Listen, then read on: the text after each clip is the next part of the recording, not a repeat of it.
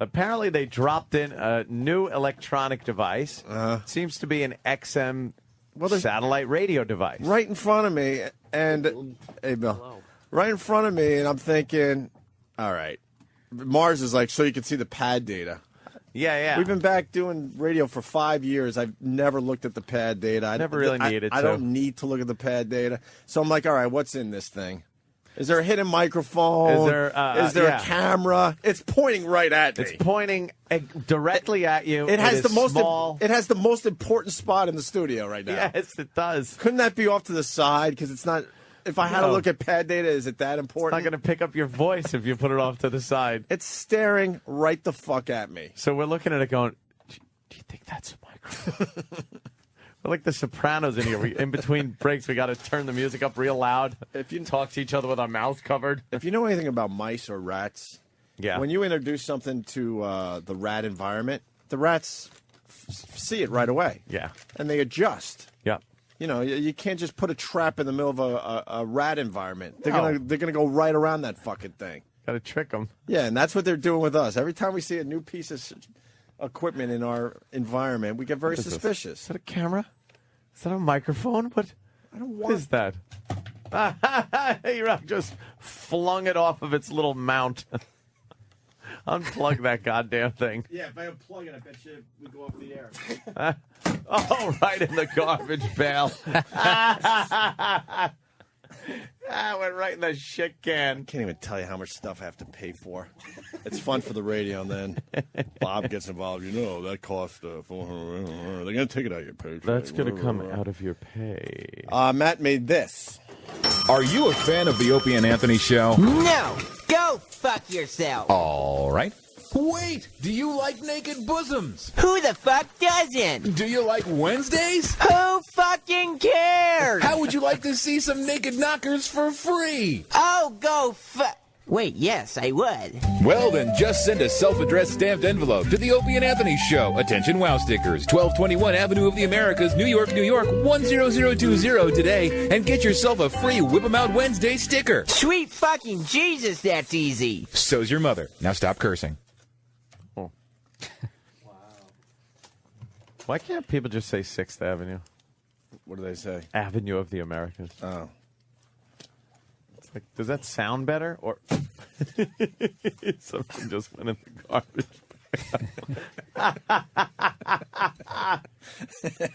bag. Shit. Oh, yeah. I'm in rare form today. You might Banner day. You might as well make sure you listen to the Strap in, people.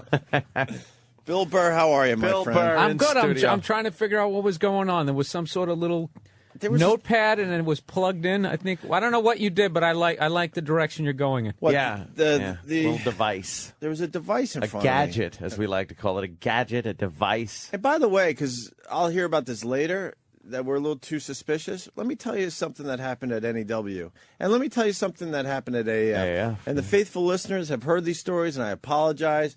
But we've had 2 incidents of wiretapping with the Opie and Anthony show. Complete illegal eavesdropping. 2 that we know of. Yeah, that we know of. Might not know of other ones. I'm sure there probably were. These are 2 that they fucked up and we were able to find out. Yeah. And one of the guys works here at Sirius XM and smiles when he sees me, you know. I haven't seen him, Oh, yeah, he's here. But he made believe he was our friend at NEW, and he was secretly taping us because we were involved in a multi-million-dollar lawsuit. Yeah. And he was... I don't know how much we could say, but he was basically wiretapping us, hoping we were going to say something to the contrary of what was presented to the authorities. He was able to, wing-ding some wires around, and then during the breaks, when the mics were off, they were still live. So he was able to hear us when we shut the mics off during commercials, and we'd be like, that guy's an asshole, fuck this guy's a shit. And got it all on tape and was trying to use that. Wow. But that's not admissible in court, is it? To illegally, no, or is they just trying to figure out what's going on? Where you guys are thinking? Probably how to play it or civil something. Civil suit is different than criminal. So this was a multi-million-dollar lawsuit. So, and the guy works here, and I just stare at him. He tries to smile and say hi. I'm like, stop. And then another case was at AAF where we found out that the GM, the boss, general manager, boys, at any time, whether the mics again were on or off, whether we were doing the show or sitting back bad-mouthing people like we always do when the mics go off. Listen to this one, Bill. You're gonna love this. He could dial his phone in from anywhere in the world, and listen to what we're saying in the room at any time. So we were like, and when we found out, wow, we actually we're like, no fucking way. So I think we were driving around once up in Massachusetts, and we got the number. We got the number. We're like, let's give this thing a try. And I forgot who was on the air. It doesn't really matter. Maybe it was Rockhole. And also, we're listening to Rockhole with the mics off. Yeah. I'm like, this cannot be legal. So then we figured out a way to get into the phone closet, and before the show every day, we would unplug the one wire. And the boss would come in, and he didn't want to acknowledge that we knew. But the next day, we it was wouldn't plugged acknowledge, back in. Yeah, it would be plugged back in every day. And we would unplug it every day. Click, unplug it again. And he couldn't come to us and go, stop unplugging my wiretapping. Eavesdropping wiretap. Oh, that's awesome. Hear you, device. Right. Asshole. So we don't trust when new equipment just pops up in studio. So that apparently was an XM radio that was placed precariously close to Opie so he could see the pad data, which is the little shit that's written on the bottom during a break. Usually so it just has the phone number this so you would just call the have show. Opie, Anthony, Bill Burr, maybe. Right. They would say that. Because that's, who's talking. Later on it would be like Penthouse Girl or something. And you needed that whole little device just to... Yeah, exactly. Thank you. Tuesday. Yeah. Come on. I'm not. I'm not you buying get when it. You're shock jocks. Yeah, we're I'm shocking, not all right. And it has nothing to do with shock jocks either, because I think they probably do it in the '70s channel station too. I think it's like Stalinism going on in this place. You can't even walk to the bathroom without being on 10 different cameras. You are on camera. Have you noticed the amount of video cameras in this place? Try to not be on camera. Try and not be on a video camera. You can't in this building. Everywhere you walk, you are being looked at. Peekaboo, Bill.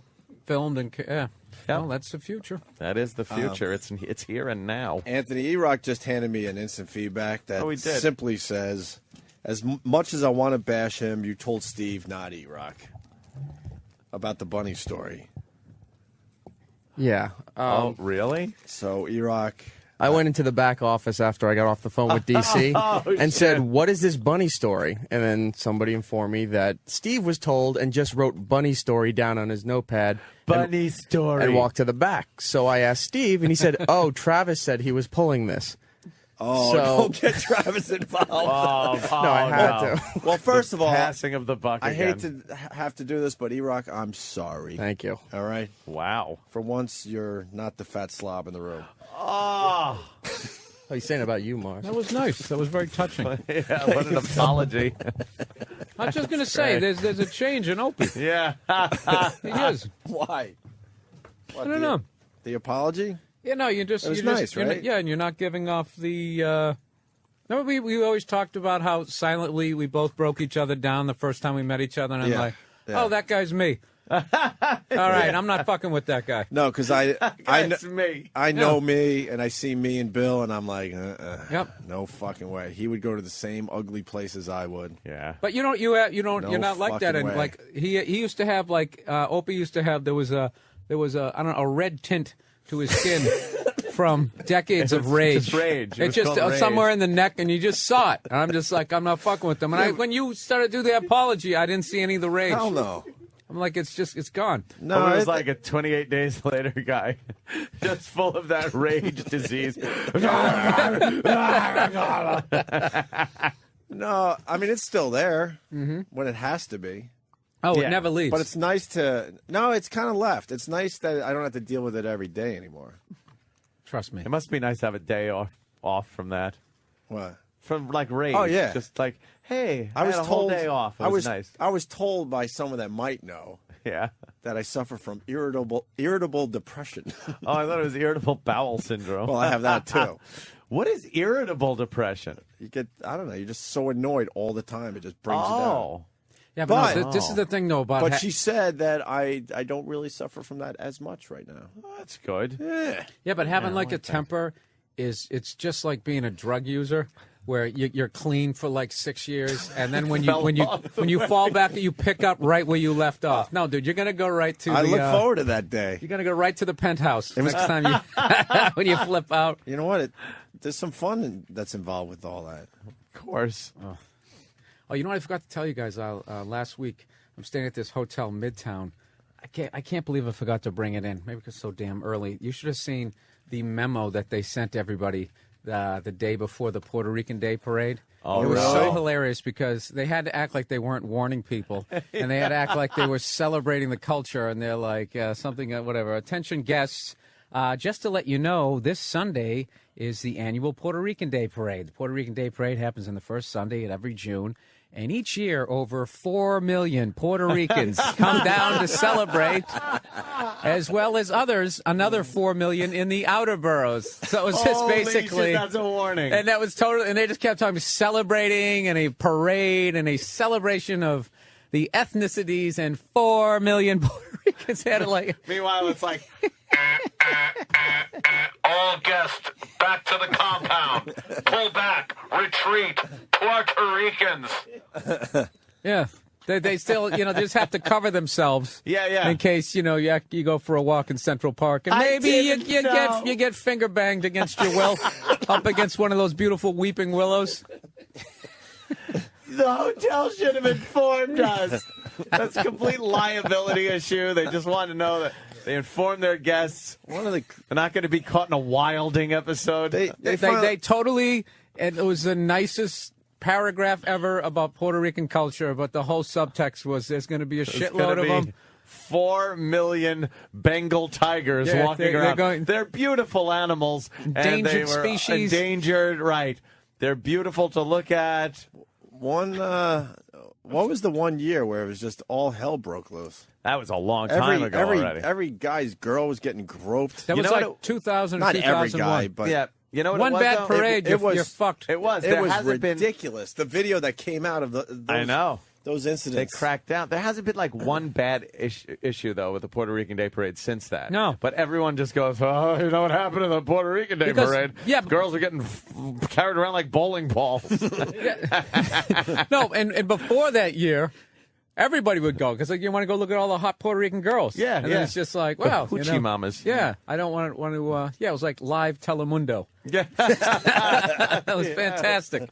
And they had the memo in the hotel, huh? Oh, I wish I brought that's this. Great. Two things. I was also trying to find one. This email this girl sent me after I did my Tonight shows. Oh, I told you that one. The no more shiny suits. Oh, shiny suits. No more shiny suits. What are you doing? Yeah. Yeah. Your blue collar. Is this some of the wilding? Yeah, Danny has found some of the videos. I just saw some booty and some shorts, There's and I decided to click ass hanging out of the bottom of shorts. And the store owners used to like board up their stores and everything after the wilding episode.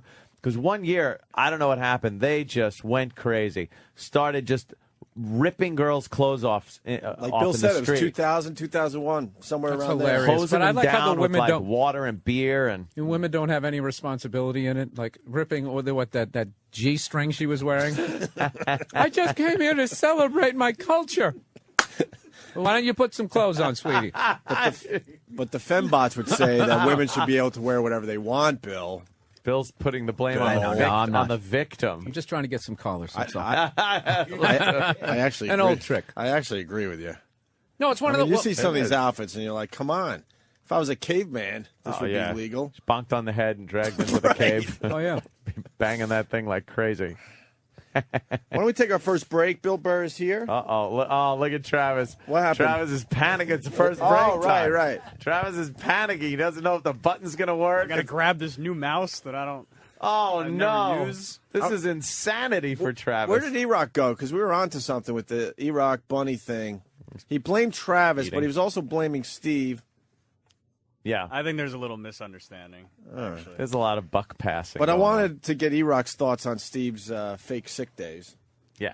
Yeah, that is a good one. Because E-Rock... Steve's already gearing up. the weather. He's already gearing up by placing cold medicine around his office. God bless E-Rock. He He started Look running. at his attempt. No, he was running, and then he ran like 3 steps and said, "Nah, fuck that." He did that slow jog that you do when you're crossing. I was and the ready to give lights him a turn major red. compliment. Like, look at E-Rock move. Yeah, but this really is the hallway of shame. If anybody catches you, you have at least 9 minutes of airtime where people can trash you before you actually get into the studio. You can't look good walking out that hallway. There's no way. You're right. When we came here, they offered us 4 or 5 studios the same size. We're like, oh, fuck. But as soon as we saw this studio with the long hallway, we're like, we could have fun with this fucking hallway. You could see anybody coming. No one's surprising you. That reminds me of those comedy clubs, like the worst comedy clubs, the bombing, are the ones when you get off stage, you have to walk back through the crowd. Through the crowd. Just What's everybody that just about? looking like, Jesus, you dude, suck. you suck. Yeah. Oh, good your day job. Fucking 90 rows of that. Oh, you just hear, sucked. You're unfunny, asshole. Back. E-Rock. Next guy. Yeah. You're funnier women. What do you know on Steve's fake sick days? I don't want to really trash the Come dude, but on. they seem to fall on a you Friday. said you said I don't really want to trash the dude. Is that what you just said? That means you really want to trash the dude. They seem to fall on Fridays and Mondays. And that's when like people get in sick. the case of I'm not saying he's not sick, but in the case of the last sick day he took, I got an email like early Sunday afternoon saying that he had, I guess, sent a notice out to you guys, to Bladder and Cross, that there's a possibility he may not be in tomorrow. He's not feeling good. So I wrote, okay, and then I'll get something in the morning. I'm not coming in today. So it's like he prepped you. So it's saying I may not be coming in, and then all of a sudden Monday comes, I'm not coming in. Oh, if there's an email from Steve that says there's a 1% possibility I may not be in, he is absolutely not coming in. It's textbook sick day crap. Yeah. Fake sick day crap. No, we used to see it a lot when we were still over at CBS. There'd be days where all of a sudden it's like he's not at what, and some people didn't know he wasn't coming in. Look, we've all faked a sick day. Of course. I don't understand people that are sick for only one day. I had the sniffles. Yes, remember Cindy Brady got the sniffles once, and her mother was very upset. But sometimes you can't tell because if I'm in the same office with him, and you'll turn around, and he's kind of breathing heavy, and he's soaking wet. Well, like he's just sweating really heavy, but he's been sitting in the same chair for an hour. So you're like, how is he doing this? But he's been that way forever. Swine flu. He's sweating. And he has cold medicine on his desk? And 4 open cans of Monster Energy drink. Oh, that's smart. Oh, my God. And a large coffee, a cocaine, and some barbiturates. And some crystal meth. Amphetamines and crystal meth. And, Right. Well, now we have there's 3 huge boxes in the office because we don't have any more space to put stuff in. There's a huge Monster refrigerator, a stand, and a big inflatable Monster can that are now in the office as a gift for Steve. So small. Pop that fucking balloon. You bring it in here, I'll take care of the problem. Yeah, that problem will be solved. And then I was told that we may be getting some more O&A merchandise coming in finally. Really? What? But there's multiple boxes, and they're asking, can we store it in the office? So there's going to be no room to walk in that room. See, why are they... But I need the space. I can't. Who wants to store shit? I need the space. Who wants to store shit in our office? Everybody. But when are we going to get respect? We have equipment from the old studio that we're not allowed to use anymore in boxes in both offices. Just throw it in the hallway. Someone will come around. Lob it into the hallway. Someone will come along and or get it. maybe you want to take them home. They're the old Pal Talk cameras and the lighting fixtures that we had. Oh! You want those? Shh. Keep it quiet. No, just store them at your house. I'll store them at my house. Okay. Thank you. Show me the box when I leave. Wow. I'm wiring that house up. I swear. I said I was going to do this. Motherfucker. Wire that house up, yo. All right. So Steve will be sick tomorrow or Friday? Probably Friday. Friday. I'm thinking I may be sick Friday or Monday, perhaps both days. And then Thursday of next week, so when we're off on Friday. Very rare possibility, though, so don't worry. I'm sick. I'm not coming. A 0.008% chance. 8% chance of sickness. Oh, my God, it hit me. Classic. All right. Fucking classic, man. Well, when we get back, we got the bunny story. Oh, finally. Remember that song, You Light Up My Life? I certainly do. I think we brought this story to everybody. Who knew? But we got an update on that guy. Yes. You know the song, right? The Dirty Birdie. Who made it famous? Debbie Boone? Debbie Boone made that famous. You got a little taste of that, Travis, for Bill Burr? I believe there was a movie called You Light Up My Life. You know this song? I know the song, yeah. The guy who wrote this song is a bad boy, He's a Bill. dirty boy. Yeah. Good for him. We'll tell you next. It's bad. And what was the other thing? Oh, did you see that guy got off for... Sorry. That guy got off for beating up that girl. What, You know those two people who aren't really famous, but for some Chris reason Brown? they're... Yeah. Oh, yeah. Chris Brown and He didn't have Rihanna? to go to jail. That's one for us, guys. Jesus. Every once in a while. You get Every once in a while. You know, that's like, you know... It's like Every the old once in Brooklyn a while. Dodgers. Every once in a while, they'd win a World Series.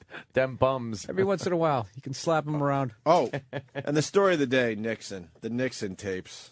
This I read Holy and just, shit. you know, Tricky Holy Dicky, shit. been dead for a while, but he lives on with these tapes that he used to decide to just, I have to hit record. Oh, yeah. Everything needs to be recorded in my White House. I don't like him. He is a Jew. Jews. Yeah. The colored. Like every anti-Semitic, racist. This motherfucker recorded everything. Where's Henry Kissinger? My head Jew. And this one is just a hoot. Once you hear what this is. I'll read the headline. Nixon tapes reveal blank stunner.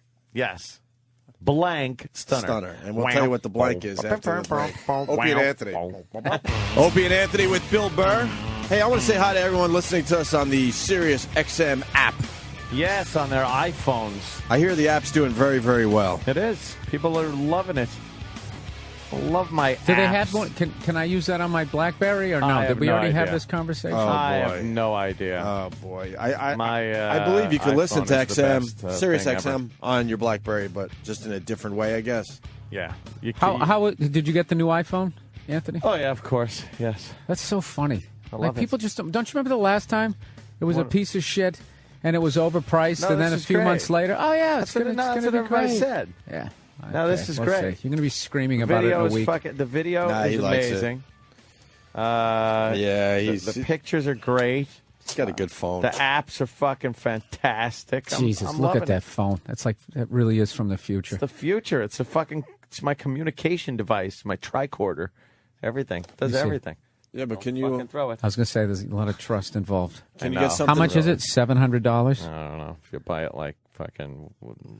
I don't know. If you're free, if you don't sell yourself into dentures.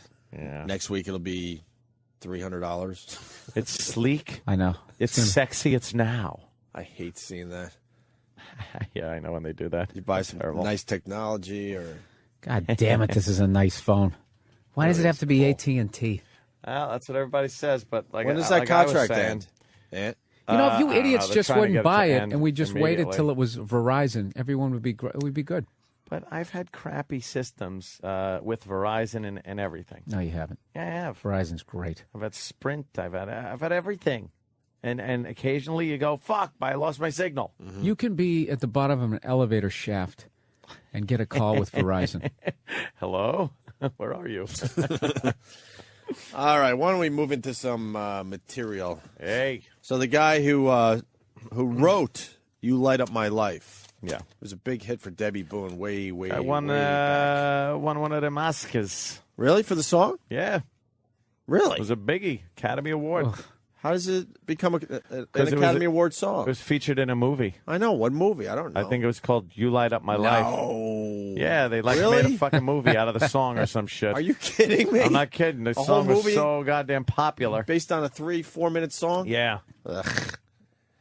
Well, this is what's going on with the guy that wrote the song. The hands of Joseph Brooks once held an Oscar award. Here Today, Here it goes. Today, they're in handcuffs. Today he's holding his head in a cell. the hands of Joseph Brooks once held an Oscar award. Today, they were shackled. Brooks is best known as the writer of the 1970s ballad, You Light Up My Life. Give us a little. Today, a New York grand jury indicted Brooks with 91 counts for sex crimes. He's accused of luring victims to his apartment by touting his connections. He reportedly raped and assaulted them while they auditioned for movie roles. His accomplice? Prosecutors allege this local Federal Way woman, 42-year-old Shawnee Lucier. Lucier did not respond to numerous attempts. I thought that was audio from the rape. Foley artist or something. Yeah, audio. We need a door knock. Audio from the pounding. That's one of the women had to endure. I love the knocking on. No one's going to answer the door. No. They don't answer. Lucier did not respond to numerous attempts to contact her today. A Manhattan district attorney announced 9 indictments against Lucier for criminal facilitation in the 4th degree, each punishable by up to 1 year in prison. Lucier is Brooks' personal assistant. She's accused of helping him arrange meetings with victims. 9 of the 11 victims, aged 18 to 30, reportedly responded to a Craigslist ad. Oops. You gotta watch that Craigslist. Holy jeez. Guys, can you can really just do that and get all the way up to 91 people before they get you? I know. How fucking long was he doing this? Oh my God!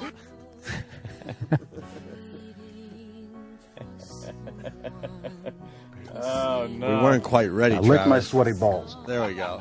Stop talking and start sucking. I'm gonna fuck you in the mouth. Hey, what about the cheeks of my ass? I'm gonna come down your throat. You fucking well better swallow it all. You let one drop spill and I whip your ass so hard you won't sit down for a week. Ah!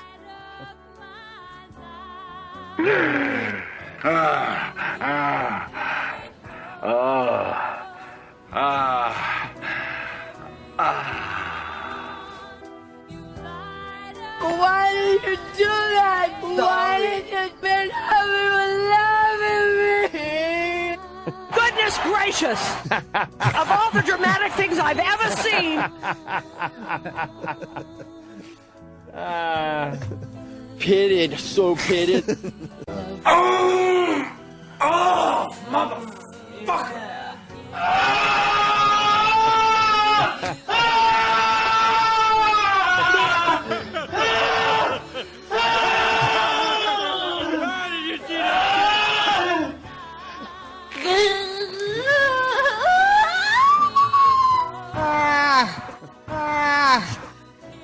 You're a little bitch. That's right, you're a bitch, and I'd bet you'd like to suck it, wouldn't you? Don't just stare at it, eat it. For many days I didn't bring him here. Look at in my vagina 2 times. She was very badly raped, you see. A victim of the modern age. Poor girl. You ever seen a grown man naked?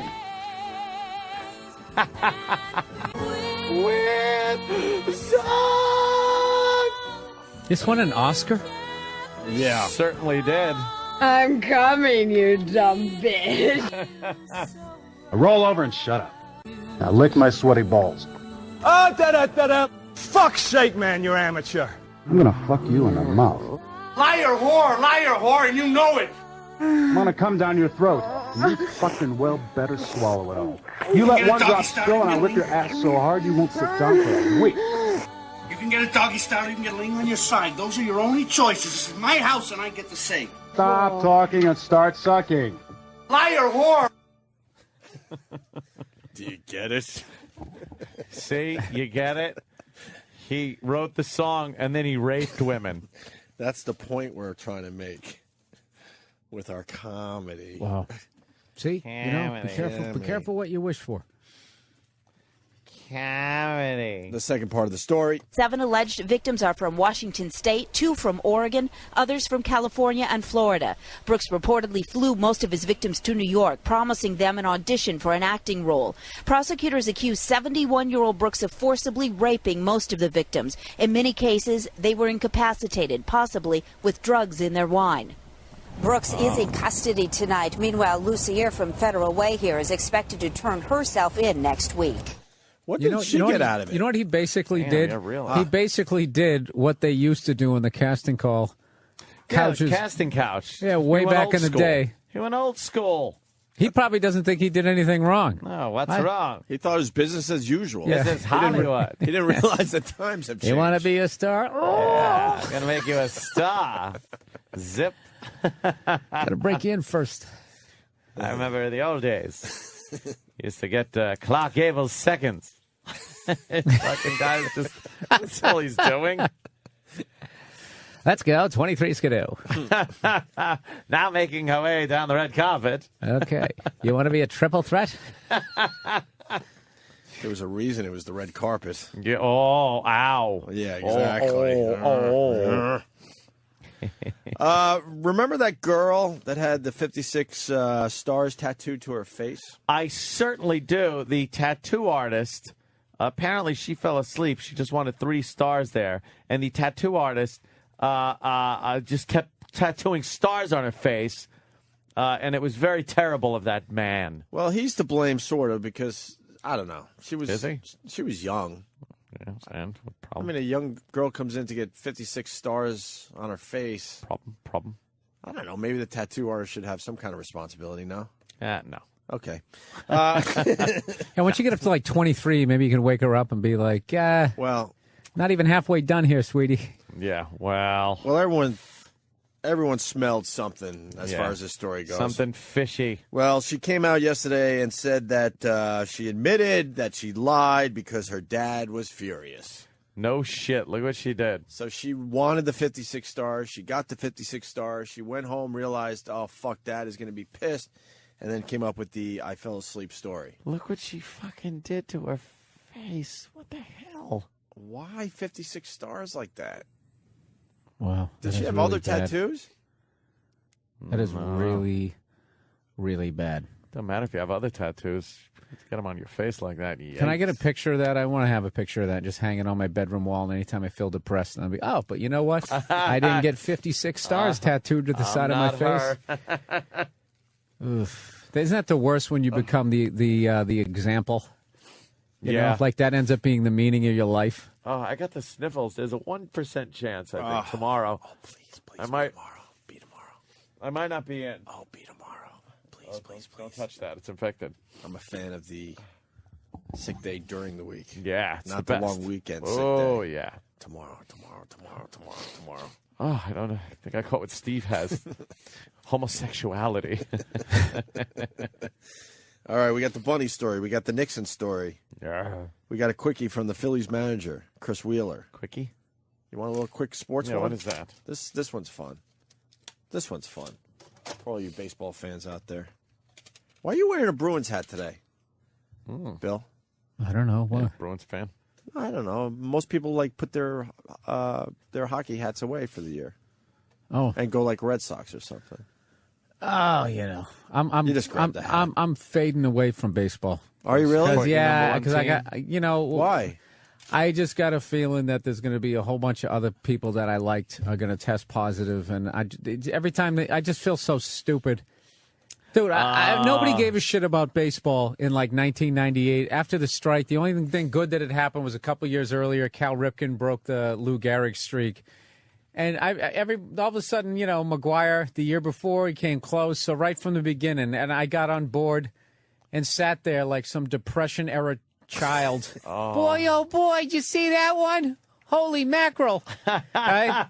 Then you find out, they were fucking on Frankenstein roids. And now if you feel stupid. Yeah, if you look back, now one person questioned why he was all of a sudden hitting 500-foot home runs. You know what I mean? Yeah. Like these were monster home runs, and no one was, we were all Dude, Sammy Sosa that... was worse. Sammy Sosa, was nobody, and then he hit he had like a 600, he had like 550 of them in like a 3-year period, it seemed. Right. And then he just sucked again. Dude, that guy got caught with roids and a cork bat. It's like, why don't you just have your friend underhand the ball to you? Dude, I was watching the other day one of those on the Yes Network. They replayed the Game 6 of the 1996 World Series when the Yankees, finally got back on track and won a World Series. Dude, you cannot believe how skinny they are. I Yeah. was looking at their the uniforms are tight. I was going, that guy looks like a chick. Mm-hmm. You should be wearing high heels out there compared to the guys. In no time, monsters. Just monsters. Big, giant monster arms. His point about Sammy Sosa. Get Sammy Sosa's lifetime stats. Because, out of nowhere, he started hitting a lot of home runs. Yeah, he hit a lot. I think there was like 2 guys ever hit over 60 home runs. He did it like 3 years in a row or something. Yeah.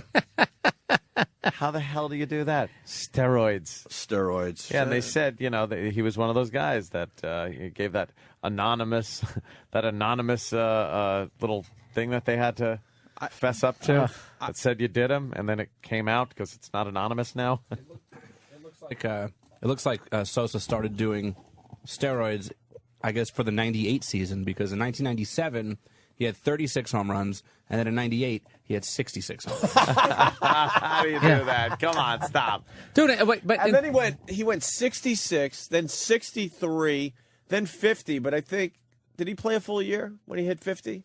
Yeah, okay. And then he went back to 64, then 49, and then I guess the bones started getting brittle, and then he faded out. 40, 35, 14, 21. Oh, God. Yeah. But before that, before he hit the 66, he went 33, 25, 36, 40, 36. Nowhere close to 66. Yeah. No. I mean, those Holy actually, a shit. lot of those numbers back in the day would win you the home run crown. 36 to 40. Oh, I know. You were right there. Yeah. For a while, that was it. 2 of my brothers never came back to baseball. I'm barely back. I like to say I'm a Mets fan, but honestly, I'm not. No, the stats. I'm not a rah-rah watching the Mets every day. That's for sure. I take a little peek. I look at the, the sports page every day, but I'm not. The stats I'm just from not that a fan era like I used to be. Are ridiculous. Everybody's just like 19, 26, 15, 860, 920, Yeah. 1,012, 48, 2 out of baseball. Out of baseball. Had it. So now what I'm trying to do is I'm trying to figure, because all I got to do is just cover 6 weeks of sports, and then you go into football, because hockey and basketball will go right to the second week of June. I figure you got the U.S. Open, Wimbledon's next week. Maybe I'll watch Wimbledon started, I believe. Oh, it did? Yeah, it takes a few weeks. Who can before really it's watch that, though? Come on. Now. Yeah, and then maybe you don't watch tennis. Some of the tennis is all right. Oh, yeah, no, I like tennis. You watch that? And the broads get out there with the little short skirts. All right, that ain't bending bad. over. I know. I won't watch for it. I won't watch every fucking that. Match, but nah. Yeah. You ever walk around the U.S. Open out there in Queens? Why would I do that? It's a good day. Yeah. It's a good day. Yeah. Bring one of your broads. Yeah. Bring a One broad. of my broads. It's a good day. You walk from court to court, checking That's shit awesome. out. Then you go into the main Arthur Ashe Stadium and check out a big match. Yeah. Nadal or somebody. Bunch of disgustingly rich people walking I around. don't know. I can't. I don't like tennis. It's not my number. It's not even close to my number one I like sport. tennis, so it's like why? It's just a good day, is all I'm saying. I'm not saying you're going to be but like, a good holy day is like shit. fucking hanging out in the yard. But you got beers. You got the Got nice beers weather. in the yard. You got a lot of Nice weather in good the people yard. watching out there in Queens, People watching in the hot tub. and every possible food you could ever want to eat. They know how to fucking do the vending thing. Oh my god, yeah. That was good. Then you have like the up and coming people on like the smaller courts, and you can literally sit like me to you to someone who might be the next. Might be. Yeah, but you forget their No, names. but they're still great though, dude. They're still great though. Yeah. Well, of course. Yeah, Bill's right. Very good. And I sat in those little courts. I've gone to the U.S. Open. I pretty much go to the U.S. Open every year for one day, and I probably saw like the people that are now stars today, but I don't remember. I don't remember. I would like to go back in time and go, what? I saw her. Is that our fucking big-titted monster? God damn! Is this chick the best fucking tennis? Look at her tits. She's getting She breast should reduction not surgery, play Bill. tennis with those. They're fantastic. And those are anchored down, and they're still moving nicely. Three Wearing sports a bra. sports bra on top of a sports bra. Dude, she is a phenom. And I'm not talking about her tennis skills. Look at that.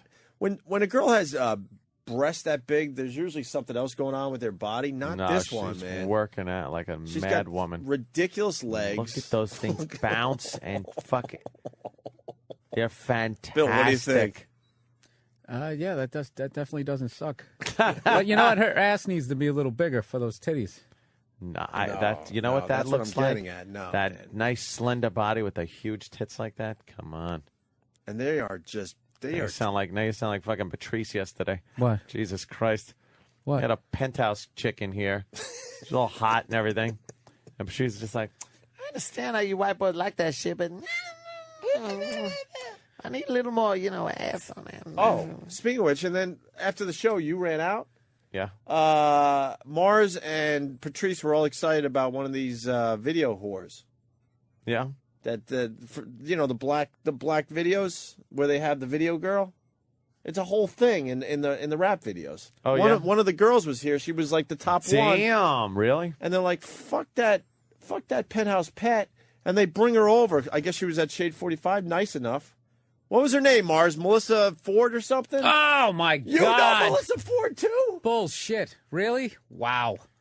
Now I feel like an idiot. Punch that bitch up. Now, let me tell you something. See that bitch. Mars, later on in the afternoon, sent me a picture of Melissa Ford. She's a legend. And she was ridiculous in the picture you sent me. But what I saw live was no big deal. The picture was amazing, though, you sent later in the afternoon. Get over there, Mars. Yeah, she was here yesterday. Yes. She didn't look like that, Mars. Because she wasn't wearing a G-string.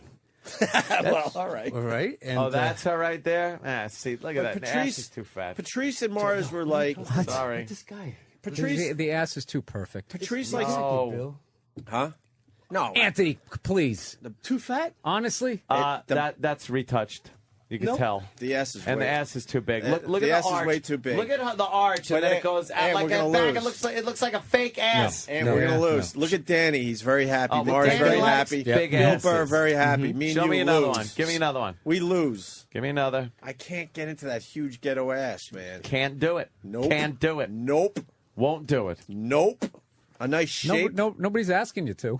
Yeah, I But won't. that's what guys do. It's not like you know? anybody's forcing you into it. Right. But this is what we do as guys. Nope, I can't get. Look at that. Get Come the on, fuck get out outta of here. here. Fuck you with that ass. Stop it. Oh, no. Get out. Look at her fucking thigh. It's hanging down below the fucking top of the stool. She got a giant fucking ass. Fuck her. Fuck her. Fuck her. I'll tell you, fucking 2 minutes with her, he would be sold.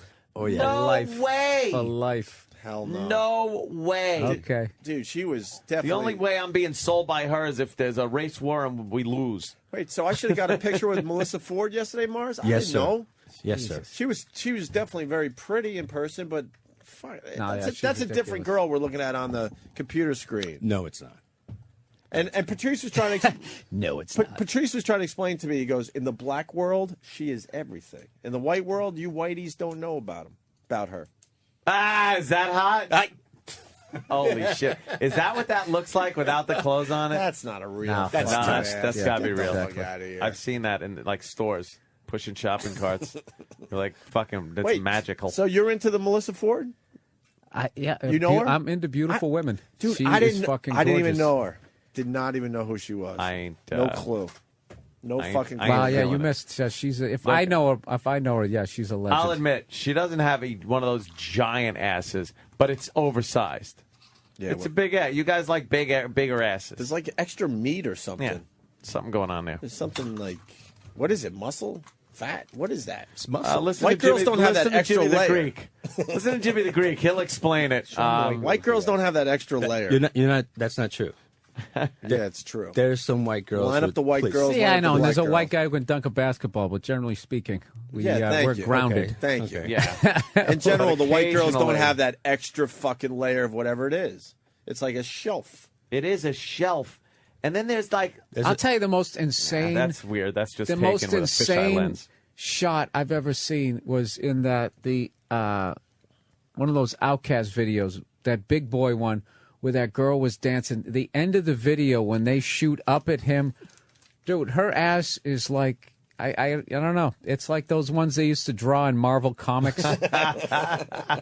It's the only way to describe it. Shit. It's like literally That's a great way to describe superhero it. girlfriend ass. I don't know. Who is that? Danny's My favorite. Danny's punching the table. Why? Who is that? Whose ass are we looking at? This is a chick. She got kind of famous, I guess. Her name is Kira Augustina.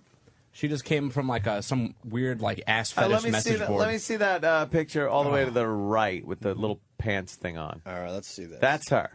Oh, all right. All right. See, there's nothing wrong with that. That ain't big and fat like that other That one. right there is what's known as a fanny. A fanny? A fanny. It's perfect. Fanny is, that's... A fanny? That's medium sized. Danny, I'm in with these pictures. These are... This chick is nuts. No, I'll tell you, these pictures are a lot different than the Melissa Ford pictures. Yeah. Now pop up her again. Pop up that rat. That ass is manageable. Chick again. Oh, no, that's nice. Yeah, that's nice. Oh, God. Yeah, but that's that angle with the look at the camera. angle. The fucking camera's all fisheye. Yeah, it messes it up a little bit. You I know, don't her have crack looks perspective. like it's 3 feet long. Right, you don't have perspective with That's that shot. silly. That's forced perspective. Esther Baxter. Someone wants us to check out. I want to see That's this chick again. Melissa Ford. All right. That's Melissa Wow, Ford. that's pretty good. She's got a very long ass. Look at how big her ass crack is. Dude, it's fucking giant. Show me another picture. I'm trying to have you sell me on this, but I ain't like I said, fucking... Patrice, All right, well, let's see Anthony's version of a nice ass. Who are you going to put up there? Like, who's in your ass Hall of Fame? All right. Pull up Dakota Fanning. Who's that? Is that some child star? Of course it is. Who's the ass chick from... Darla Hood from our gang. Who's the ass chick from FHM that they push forward big time? I forgot her name. Wait a minute. But anyway, with this Patrice thing, so Danny will find it. So Patrice is saying that this Melissa Ford was way hotter than the penthouse pet we had in yesterday. And I just didn't see it that way. No. And he goes, well, it's a black-white thing. In the black world, Melissa Ford's everything. In the white world, this Heather girl you guys had in is everything. Big. It's nice. What's her name again? Vita Guerra. It's smooth. Yeah. See, I know her because of big. FHM magazine. She's all oiled up. They pushed her out there big time. Big time. If you pull up somebody like fucking Scarlett Johansson, that's a nice ass. Yeah, she's gorgeous. Yeah, but see, now look at that got it. second picture. I swear to God, what's like a the lot of problem? those, when they really do like the booty shot, I swear to God, I think they enhance how big it is. Because that right there, she looks proportioned. That other picture, she didn't. Yeah. That girl's They rework a lot of that Yeah, shit. she's a lot of that shit. Vita. Filthy whore. Vita. Goddamn dirty whore. God, she finally got naked, huh? There you go. Look at, I like that. It was all about the ass with this Vita girl, and I guess Jesus that looks a little. I guess the numbers were Is dropping. that too and much she for you? finally had to Is get that naked. ass crack too long? No, that's kind of droopy. That ain't Vita's ass is droopy. They're saying she has the greatest ass ever. Anthony wants to see a little Very Cub picky. Scout. Very picking. All right, here's the question. Yeah. A white girl with a really nice ass. You said Yeah. Scarlett Johansson because you're assuming that she has to have a nice ass because she's so beautiful. I think But she's got a nice ass. Name a white girl that we know has a really nice ass. Scarlett Johansson. Kim Kardashian. She's not white. You know what's funny? You ever see the white girl with like a really nice ass? Coco. There's always at least 3 black guys like following her down the street. It's fucking hilarious. course. There's always like black guys hovering around. Check out Coco. Coco. See? It's that Coco's too. Coco, Chimp came up. you punch up Coco the Chimp. There's Coco. Oh, God. The hell is Now, going she on looks like there? she has a dick. I'm not going to lie to That's you. like crazy. There's extra muscles in there. Danny, could you humor us and pop up assparade.com? I love please? Ass Parade. You know Ass Parade? Of course. If you don't know Ass Parade, then you don't know porno. Ass Parade. Keith and Philly turning us on to assparade.com. That's a good one, and also big tits, round asses. God damn, Danny. Ass Parade is fucking fantastic. I got to see Ass Parade. What's Ass Parade all about? It's just That's chicks with a lot big. I think big, I got a memo at big my asses. hotel about that. Right. The third Sunday of every June is Ass Parade. A lot of asses going on there. Well, what else do you expect from assparade.com? Wow, look at that one. Oh, look at the... All the way on the left. All the way on the left. What, that one? Let me see. Pop that one up. Let's take a good look. She's got a dirty asshole. Holy God. What the fuck? She's going at that cock like a lollipop, though, huh? She's digging that one. Bill, someone's saying you were talking about Buffy the Body. Who's Buffy the Body? Was I? I don't remember. My memory's say hi shot. to Is Nick. anybody else having a problem with their memory? Yes, Nick. Yeah, Bill, you were talking about the girl from the Outcast video. It's Buffy the Body. She Oh. could have won the Horse Award. She what? She could have won the horse award. If you look at her ass, that's the biggest ass in the industry. That's a god in the black world. Buffy the body. Buffy the body. Yeah, she said when she Buffy used the to go Body to Ventura. school, they used to call her Duck Booty. Duck Booty? That's, why And she- is that good? She was all self-conscious about it. They're saying Yeah, that. she does. Go ahead. She does something called the thunderclap. Like that's what she's famous for. She makes her ass clap like real loud. Get out of here. She makes her ass Wait a clap minute. Wait, real is that loud. her? I don't. Is that her though? That other girl looked like she was actually a little classier than that. Out of here. Someone is saying that Coco has ass implants too. Is that Yeah, true? apparently she got that shit done in Brazil. That Coco Ice-T paid for all that. Look How do at you you. get- what's You're an in ass the know. implant? How do you? Dude, that's not the Get right girl. outta That's here. not the right Get girl. the fuck out of here with the That's ass not the right. clap. That can't be the right girl. Ass From the clap. Outcast video, that's definitely. When you go out with a girl that can Why did ass she look? clap, She I looked don't so want any much kind of cleaner clap. in the video. No clap over here. No clap for me, thank you. All right, punch it out, guys. All right, thank you.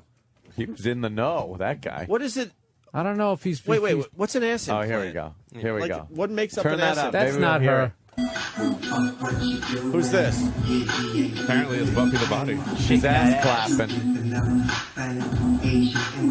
Do you find that attractive? There's. Are you digging that, Danny? Yeah, I don't mind that at all. What?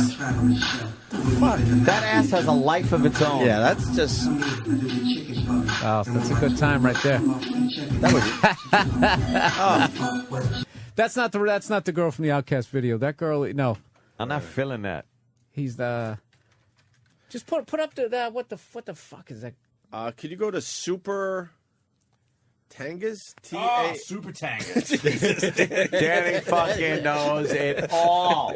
Yeah, I was just showing Mars this website the other day. Thank you, Chris in Boston. All right, this is Super Tangas. Oh, Super Tangas. This is where that other one came from. This is that website that. All right. Look, Kiro Augustina came these aren't bad asses. Yeah.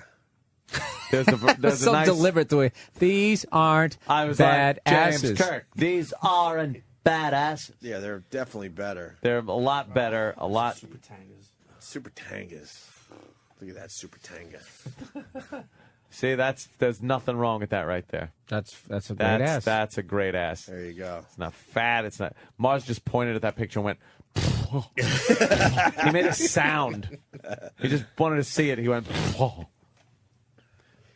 Super. Wow. Yeah. Okay. That's a sight. I don't know Spanish, so I don't know. Where does it say next? Where's the next page? How about the arrow? The arrow right pointing there that in the bottom. way? It's universal. Right. The arrow. Transcends language. The ass. Anthony, Billy B in Queens writes, "Oh my God." This is a good line. Hold on. Where is it? Oh my God. I just saw Buffy the Body. She looks like one of JJ's Good Times paintings. Yeah. Holy shit. That's a good one. Oh, Stacy Keebler. There you go. An amazing white ass. Good job to Matt C. in Bloomfield. Is she dead? No, she's all right. I don't know. She's You still never around. know. You mentioned as a wrestler or a Boom, girl. boom, And boom, boom, let's boom, see. pow. Boom, boom, boom. Boom, boom, boom, boom, boom. Let's boom, see. boom, boom. What is this? It's Scrolling like loading. 1998. Wow. Yeah, she. Look at this picture. Nice so far. She's got really long legs. Good. Really nice legs. That's why it's taking so long to I load. swear to you, this is like 1998. Downloading a picture. It's coming down like a slow curtain. Oh yeah. All right. Oh, there you go. There's nice. Yeah. See, that's manageable. Look at you. That's manageable. What's the matter? You need a little bigger? So what? You know, it's what makes the world go round, Anthony. Nobody's Certainly saying. is. Yeah, Mars. I got another you one. were saying when I was fucking saying that that's big, you're like, what are you fucking crazy? I didn't say she wasn't good looking. I was like, yeah. Mars, what do you got? How about Jessica Biel? Jessica Biel with the nice white like ass, Jessica Biel. But she's not all white. Yeah, that's nice. There you go. She's not all white. I don't think so. I think she's got a little something going on. Nah. They're all whores. Also, Daphne Rosin's coming in. Rachel Starr. Rachel Starr. Yeah. Yeah. Jessica Maximus. Who's that? Jesus, that might have been the Fuck worst. Kim Kardashian. Kim Kardashian is so fucking overrated. It's Thank you, ridiculous. Bill. And I'm going to tell you why. Thank you, Bill. I'm going to tell you All right. why. Go ahead. Because, look, if I just saw her, look, I don't understand how Reggie Bush can get with her because I get it. You get with the girl, she's been with other guys, but to have actually video documentation that not only you saw, everybody else saw. Yeah, yeah. Like, I just see her, and I don't know. I just pictured she just has jizz on her. She needs to be steam cleaned. I think her sister's way hotter, but I'm alone in this one, Bill. You seen the sisters? The other one, the short one. You know what I just laugh at is how hard, like how many bathrooms are in that house so Bruce Jenner can behave himself. Oh right. You know, if Woody Allen gave into that fucking mess of a chick that he fucking married, you know what I mean? Yeah. Bruce Jenner and his lesbian hair, just losing his mind. Oh, did you see that thing when they were talking about the nose job that he got? No. Oh, that awful fucking nose job. Yeah, evidently he didn't like his nose, which he looked fine. Right. And he got, I guess... They fucked it up? Yeah. It was the whole thing was just classic. Someone who gets plastic surgery where his nose looked fine, and in his world, everybody couldn't stop looking at it and didn't give a shit about his gold medal. So he goes out and he gets a nose job. And then people are like, what the fuck did you do? That looks bad. What'd you do to yourself? Yeah, and then for like the last 20 years, he thought like everyone was just sitting around still talking about it. It's like, no, we weren't. You're bad acting on Chip's Eclipse. Oh, God, look at that lower right-hand corner picture. Yeah, he looks like an old lesbian. That cannot... Oh, that's a God, lesbian. Damn. If you didn't know Bruce Jenner, you would go, that has to be a lesbian, an old lesbian. That's Chaz. That's Cher's daughter, Chaz. Witness protection. Kai altercation here. How about Kai Toy? No?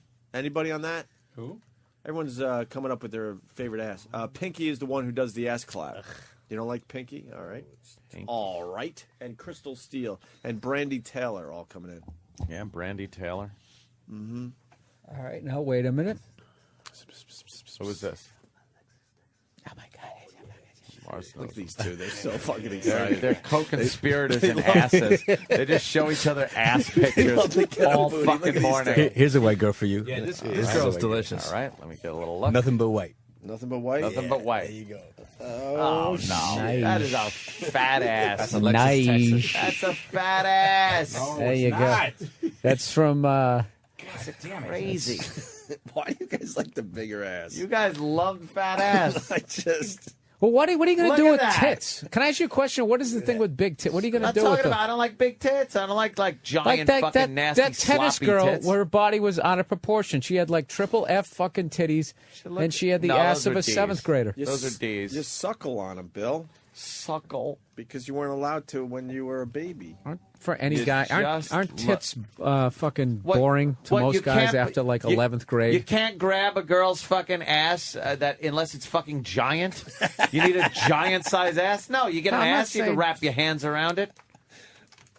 You know, I always forget. What does the big ass say? You know what it is? Anthony, What does it say Anthony's about just these like guys a that they little. like the big ass? Wait, I gotta hear it. I don't know. I just was looking at like your little bony build, and I'm just you and another little bony chick. I just picture you in like a little white trash trailer, two little bony, dirty white people just banging away in there. And just picture him riding Anthony and his awful bony legs just sticking out from underneath him. Holy shit. With his dirty Reeboks still on. No! That is not the way I have sex. Yeah, a little Mind George you. Foreman grill in the nightstand. Mac and cheese just filling the air. God. Hey, Mr. fucking universe over there with your body. I'm What are you not. talking I'm just, about? I'm a mess. Laying dude. there, Mr. Diversity, with your red fucking pubes. Shut up. It's more of a burnt sienna. All right. John on the phones, he says, Sarah J looks like her ass is on a hinge. You guys know Sarah J? A hinge.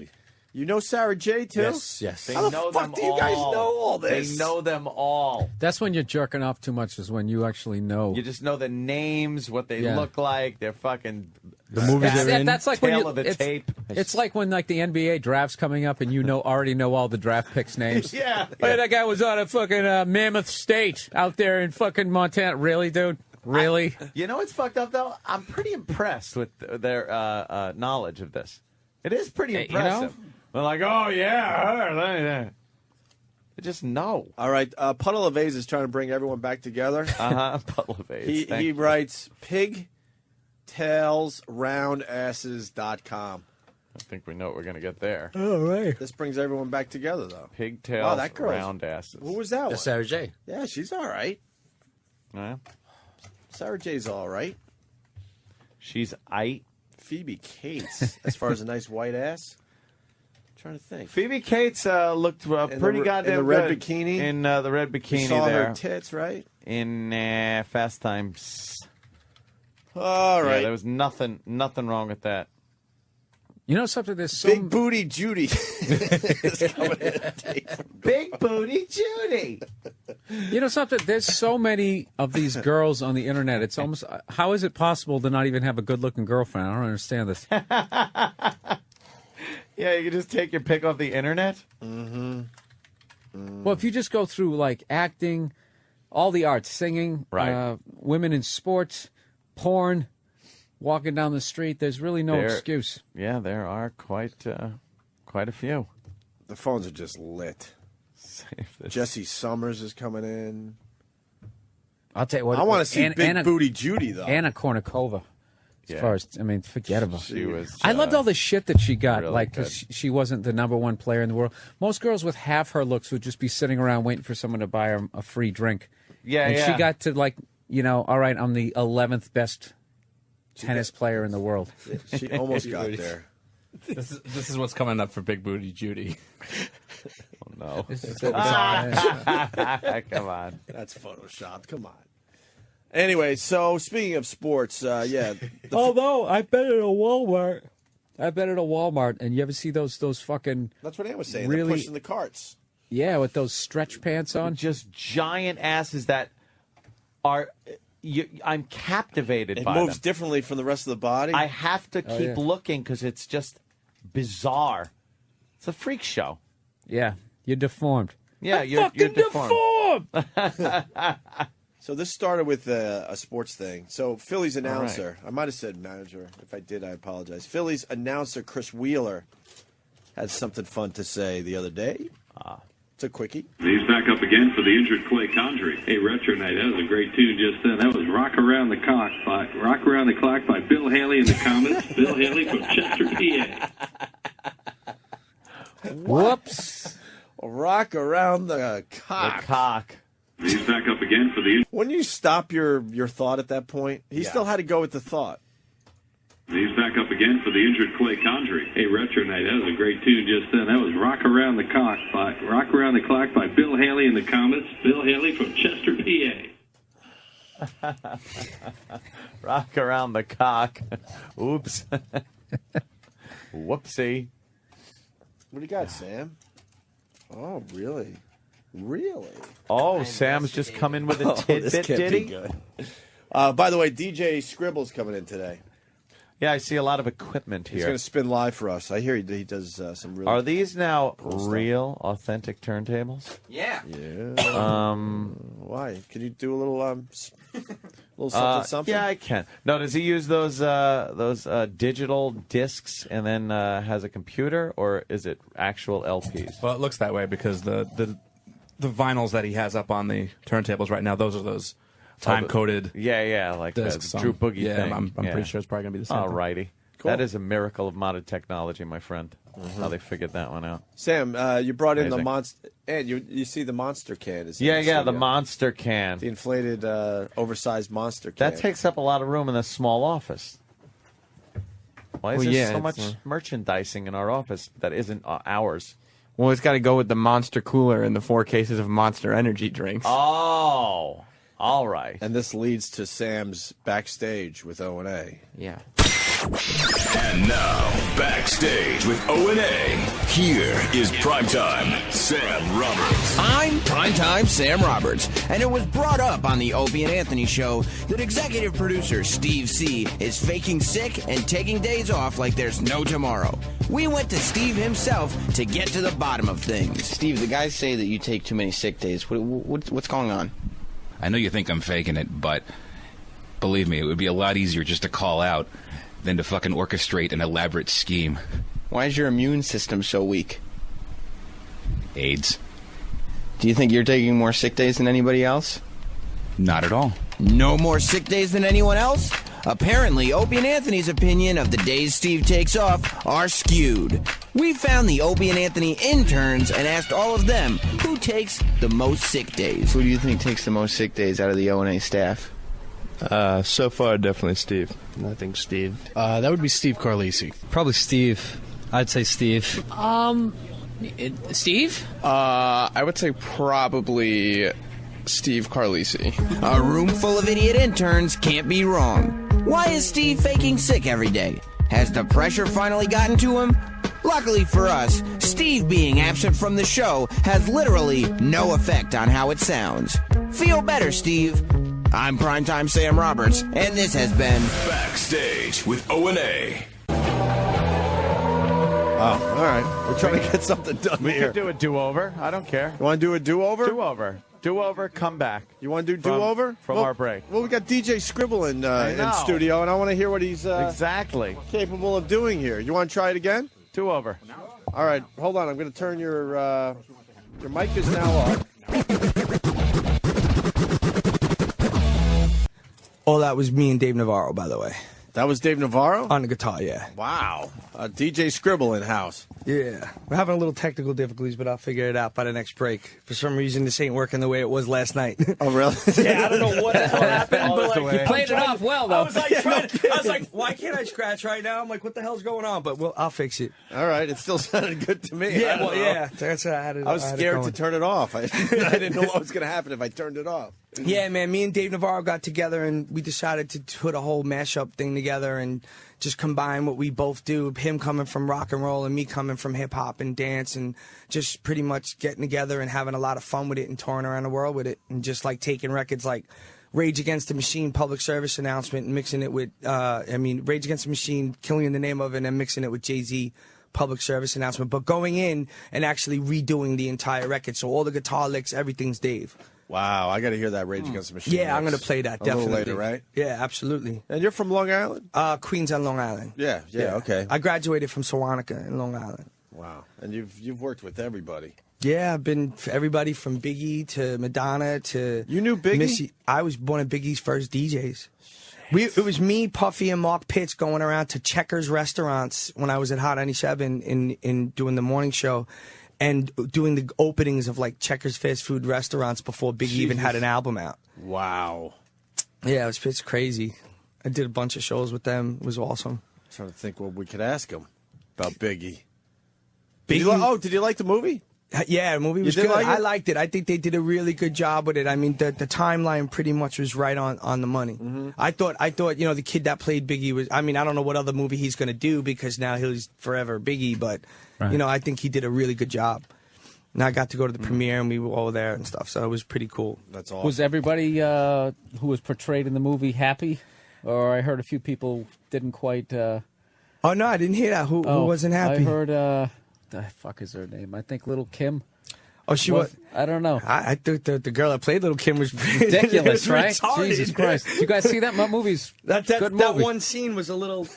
Oh, when she's riding him. Oh my God! Jesus Christ, dude, it's fucking ridiculous. I'm like sitting in the movie theater, like, God damn. Yeah, it's like they can get away with that. Is it still rated R? Yeah, it's pretty insane. That was pretty hot. Yeah, that was pretty hot. I gotta see that one. Shit. I'm looking at some of like the bullet points for DJ Scribble, and we got something in common with him. Oh yeah, what's that? I just realized. Well, we worked with Tracy.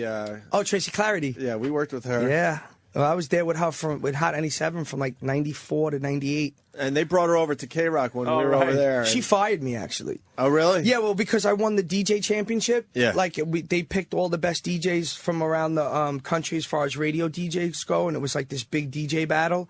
And I ended up being the guy for Hot 97 because Fleck couldn't do all the tricks and stuff like that. Right. So they picked me, and then I won the whole thing, and then 2 weeks later they fired me because they couldn't have me be bigger than Flex. Jesus Christ. Is that a true story? Yeah, it's a true story, I swear to God. And then I thought my career was over, and I was like hysterical, like in tears, like talking, crying to my manager, like, how could they do this to me? And then 3 weeks later, I was on MTV, and I was like, peace. All right, see you later. Hey, what was Biggie like back during like those struggling days? Did he just know he was going to hit? Or he just had this persona about him that when he walked into a room, I mean, first of all, he was one of the funniest guys I ever met in my life. He's just hysterical. He's always cracking jokes and everything. But he was like this big, huge teddy bear that just was humble when he was off the stage and just doing him and stuff. But when he just got on that mic, it was just this whole other person came out of him. It was insane, bro. Did you guys ever see that YouTube video of him from way back where he's just battling some guy in Brooklyn And he just was, I guess he was always good. He fucking destroys this guy. This guy's like walking down the block. He's still talking about him, and everybody's going crazy, fucking spinning their towels and shit. It's awesome. Yeah, Big E's. Is it worth playing on the radio? You know what? I think the audio's a little it's a little hard to. Yeah. It's more like a visual thing. You can tell he's killing him by people's reactions around him. Going, oh, yeah. No. That's what, because so many people today, you can suck and you get in a studio and they can, even you can't sing or whatever, but you could just, the guy's literally standing on a street corner destroying this guy. Yeah, that's what all the all that auto-tune shit is now, too. It's fucking annoying as hell. You don't like the auto-tune? Dude, if Roger Zapp did it way back in the days, God bless him, and that Roger Zapp, Computer Love, Old Funk. You'd know it if you heard it. You'd know it if you heard it. Yeah. You got that, Travis? I think the first one that was really popular was Cher doing it. Everybody knew Cher that did one. it as well. But they were doing it before Cher? Because that's when I Is it the same thing like Peter Frampton did? No, that's Talk Box. The Talk Box? Yeah,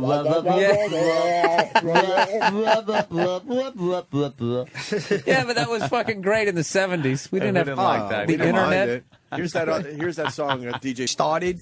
I started DJing in 1980, and I've been with, Grandmaster Flash and Africa Bambaataa. 1980? How old were you? 12 when you started? 11.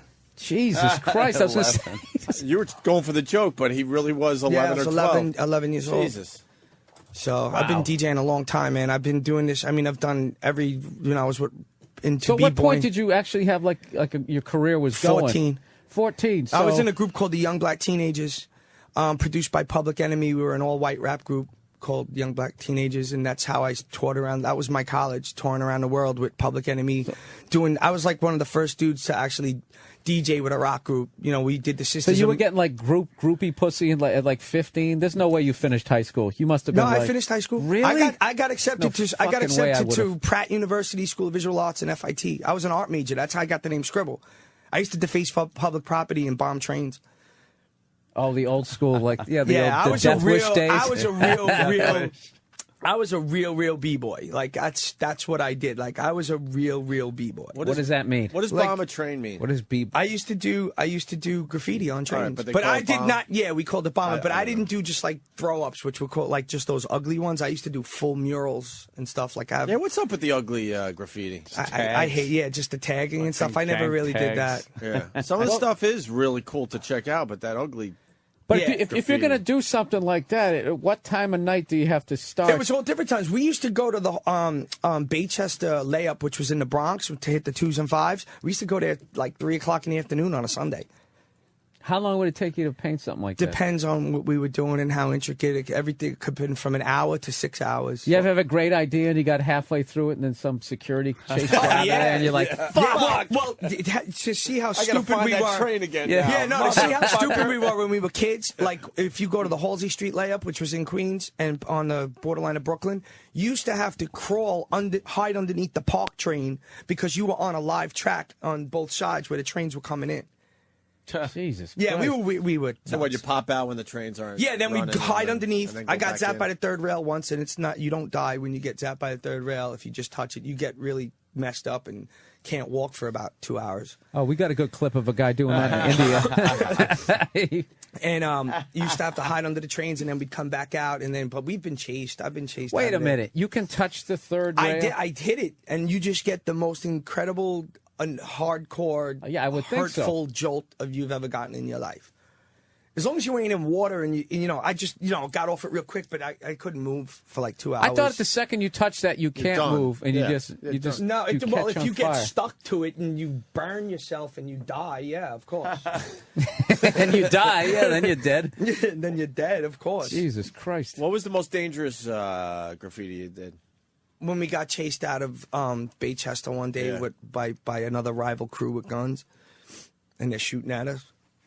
Why does it always end up with the guns? It's hip hop. It wouldn't be hip hop if it wasn't a gun it's show. hilarious. It's what we do. Can't you guys just? It ain't hip hop without a throw gunshot. hands. That's why every song. Thank God no one goes to the range though and learns how to fucking aim. Yeah, no, we got chased by another rival crew, and they were shooting at us, and we ran the hell out of there. You ever get shot? No, thank God. No, it's never been shot. Yeah, that's not a good thing. No, being shot would be bad. Have your fucking red spray paint can go off on you and go, Well, I'm hit. the night I got hit. arrested, which was the only time in my life, which was for graffiti, and it was already where I shouldn't have been doing it, and I was a grown-up, and I was already in the rap group hanging out. Yeah, I was like 22 already, 23, and I was already in the group, and we were on tour, but we had like this whole big graffiti reunion. And I went to the 111th Street layup on Jamaica Avenue. We're doing just... Was this a sting by the police? Yes, it was. You knew it. And I was with like 13 other people. I was with 13 other dudes hysterical. Bombing the trains. And then we're walking out, and they yoked me up. I was the only one that got caught and got charged with all 12 cars. And what happened was, just like you said, a can of red paint exploded all over me because it was cold. And we were doing, the police were doing a shift change. So they walked me, and I had my head, and I lost my hat, and I have all this red paint over, and I have 13 cops escorting me because they were shift changing, and all these people are walking through the train station like I was this murderer. You got paint all over you. Did you still go with I didn't do nothing. I just didn't do nothing. Dude, I had my head. I never want to ever be in jail. That was my lesson, never do anything bad ever again after that. Oh, yeah, all that shit is... How long were you in? I was in for 2 days in QCB because I got caught on a Friday, so they didn't arraign me till Sunday. And then I had to do like... What did you see in jail in those 2 days? I had to use the bathroom and hold it because there was a 350-pound woman in the other cell where I would have to go to the bathroom, and I couldn't do it in front of her. Oh. And she was just watching me, like staring at me, like she wanted to eat me. And I was like, no, absolutely not. And I would never go. Yeah, I've never understood that. And that was just in central booking. You know, so I was like, I'll never want to go through this again. You ever see like one of those big holding cells, and they'll just have one toilet like sitting there like where that chair is? It's like, what if you have to take a shit? Yeah, that's exactly what she was watching. She's sitting there, and there's the toilet, and she's watching me. And I was like, I held it for 2 days. Do you have to be like, hey, guys, sorry about this? Yeah, exactly. I held it for 2 days, dude. I was like, I can't do this. No way. It's not happening. Wow. Unbelievable. Yeah, it was ridiculous.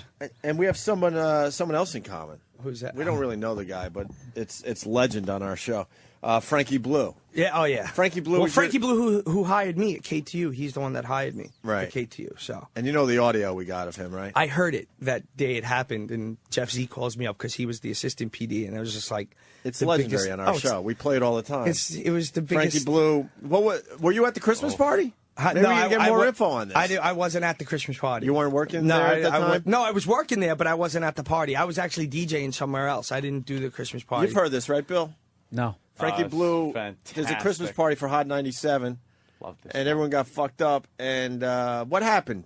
He came on the radio. He did whatever he did and got on the radio and just pretty much. But why did he get on the radio again? I forgot. He got in a brawl kind of with the chick. chick. Supposed to be. So he went back to the station after the Christmas party, and there's a chick DJing. I forgot her name, and she got in a brawl with Frankie Blue, and she walked. So now Frankie Blue has to go on the air, and there's been rumors that he was he was fucked up. Yeah, Christmas party. But the rumors are it might have been pills as well as alcohol. Yeah, he was definitely on something. And he just fucked up his entire career. Yeah, he just pretty much had a meltdown, and that was the end of his life at radio.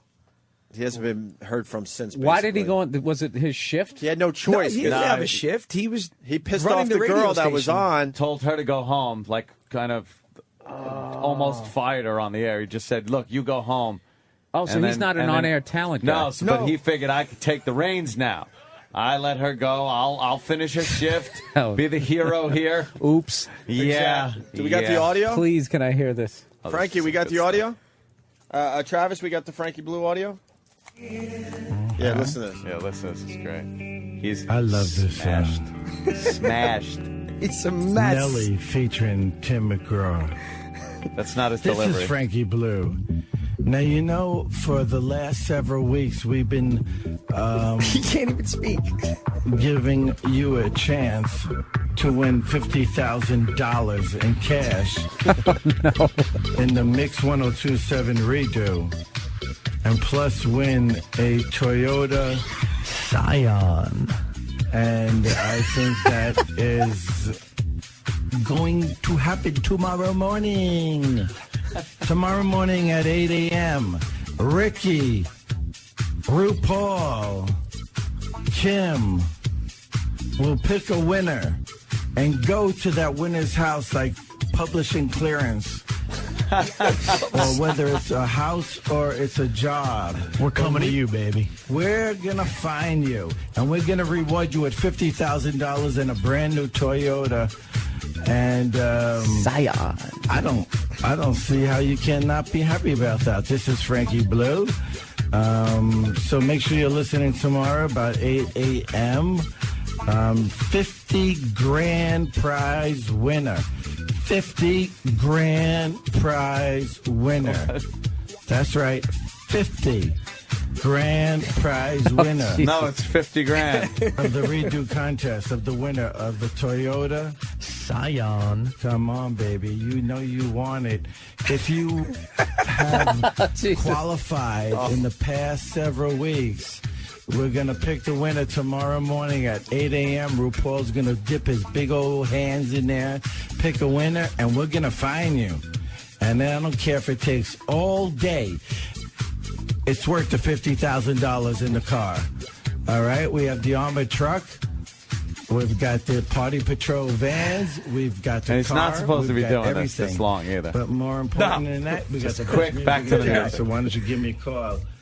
This is Frankie Blue for Yvonne Velasquez, and telephone number is, if you want to make a request, is 1-877-MIX-1027. So give me a call, okay, baby?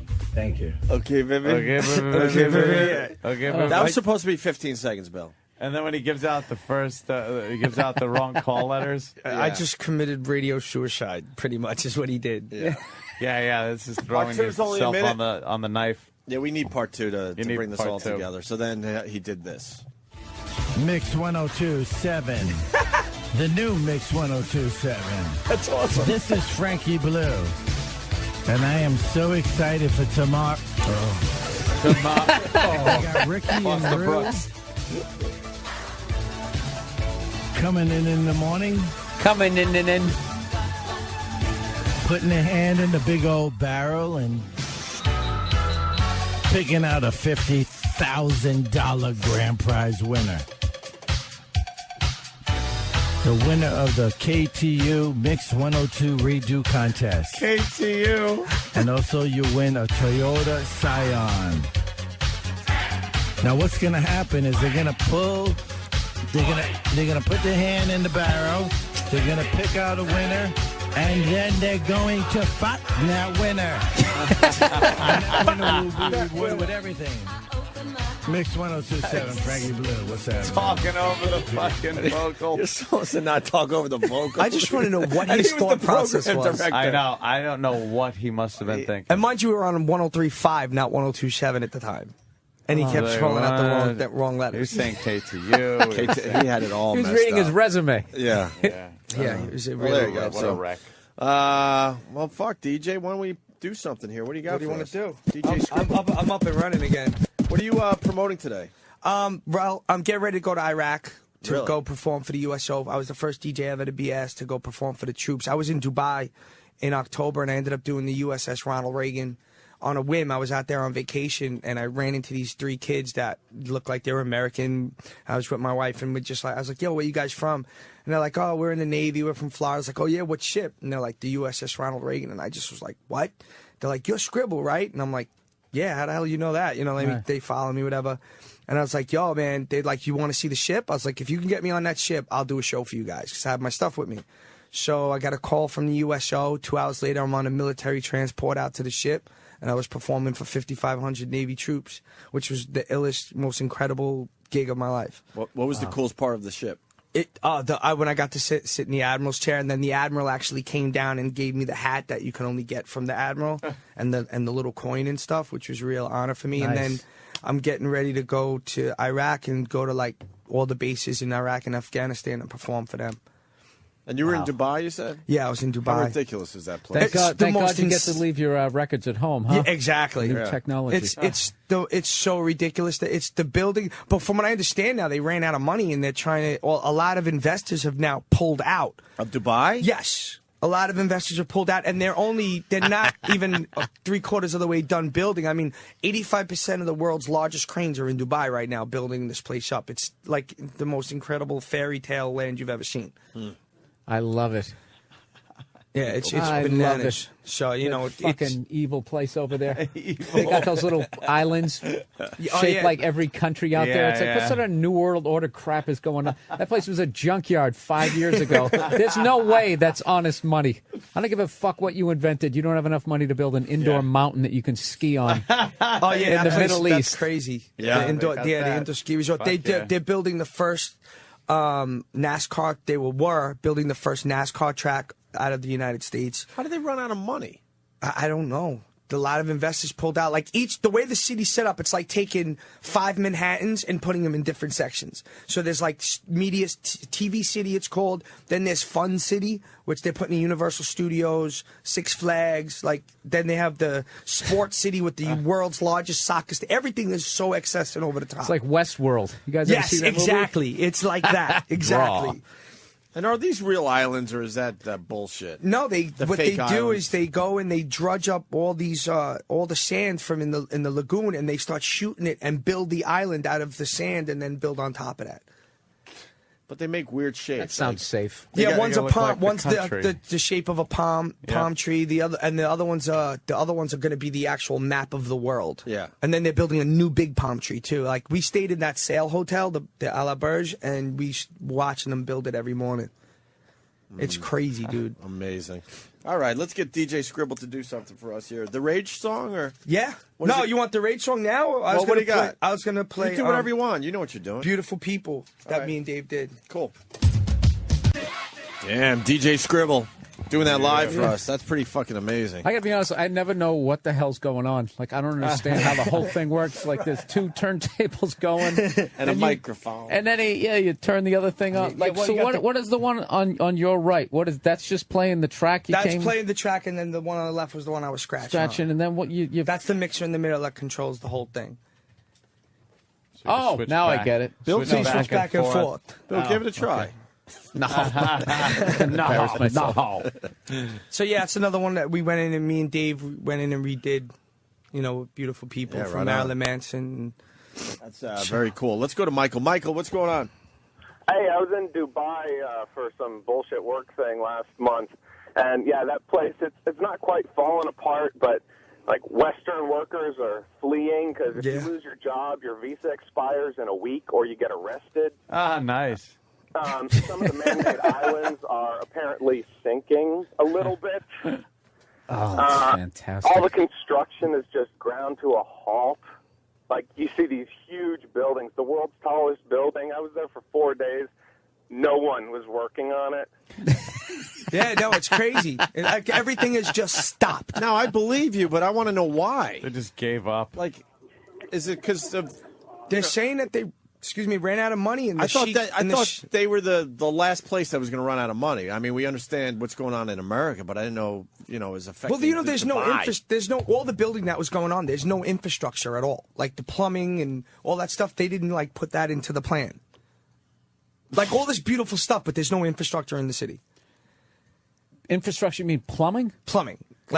It's fucked up, like bro. Basic so shit. you can't, if you live on the 70th floor, you got to open a window. I don't know how it works, but they didn't plan for any of that. They just built. You just without take a dump down thinking the about garbage chute. Oh, I see. So it's like they have all these trucks that pump out everything, but it's starting to become too much, and they can't keep up with the sewage. They don't have any sewage drainage. I get it. So you can flush the toilet, but you walk out to your car and you're like, oh, that's what I just shit out of me. Exactly. That's hilarious. I know there's a bunch of people over here that thought that was going to be the next big thing, so they went and they bought like these $1 million. Right, and a lot of these investors have now pulled out, and now the sheik is trying to kick everybody out of the country now too. Like it's just they're closing the doors. Like, and plus, it's half done. And that's it. It's half done. Like, he was literally. That's great. Yeah, the whole project wasn't supposed to be done till 2018. That's when it was supposed to be totally finished. And from what I understand now, it ain't happening. Wow. That guy was literally, the head dude over there was literally on 60 Minutes not more than a year and a half ago. Yeah. And they were just, it was a nice fluff piece. Other than when they exposed the people who were building, how they were treating them. But he was just like, everything's going to be the biggest and everything's going to be the greatest. They had people working 24 hours a day. Most of them were Indian workers from India. Street viewer there, Danny? 24 hours a day around the clock. Wow. Stephen in Florida. Stephen. Yeah, I worked out in Dubai as an engineer in an airport out there, and the place is disgusting. They have these environmental effect rules that say that because it's so windy and dusty out there, that every crane has got to have like water, like the pouring down on to keep all the dust settled. So you got a 400-ton crane with a garden hose sitting on top of it, just splashing water out, doing absolutely nothing. Wow. The Palm Island, there's no irrigation, so the water gets inside the leaf and just sits there and gets stagnant. They gotta, who knows how many millions of dollars they gotta do piping between them. Oh, you could see I'm looking at the Palm right now. Yeah, the Palm Island. And you could see water. Yeah, it's sitting in there, but there's no real way for the natural tides and waves to kind of move it around. So that water just stagnates in there.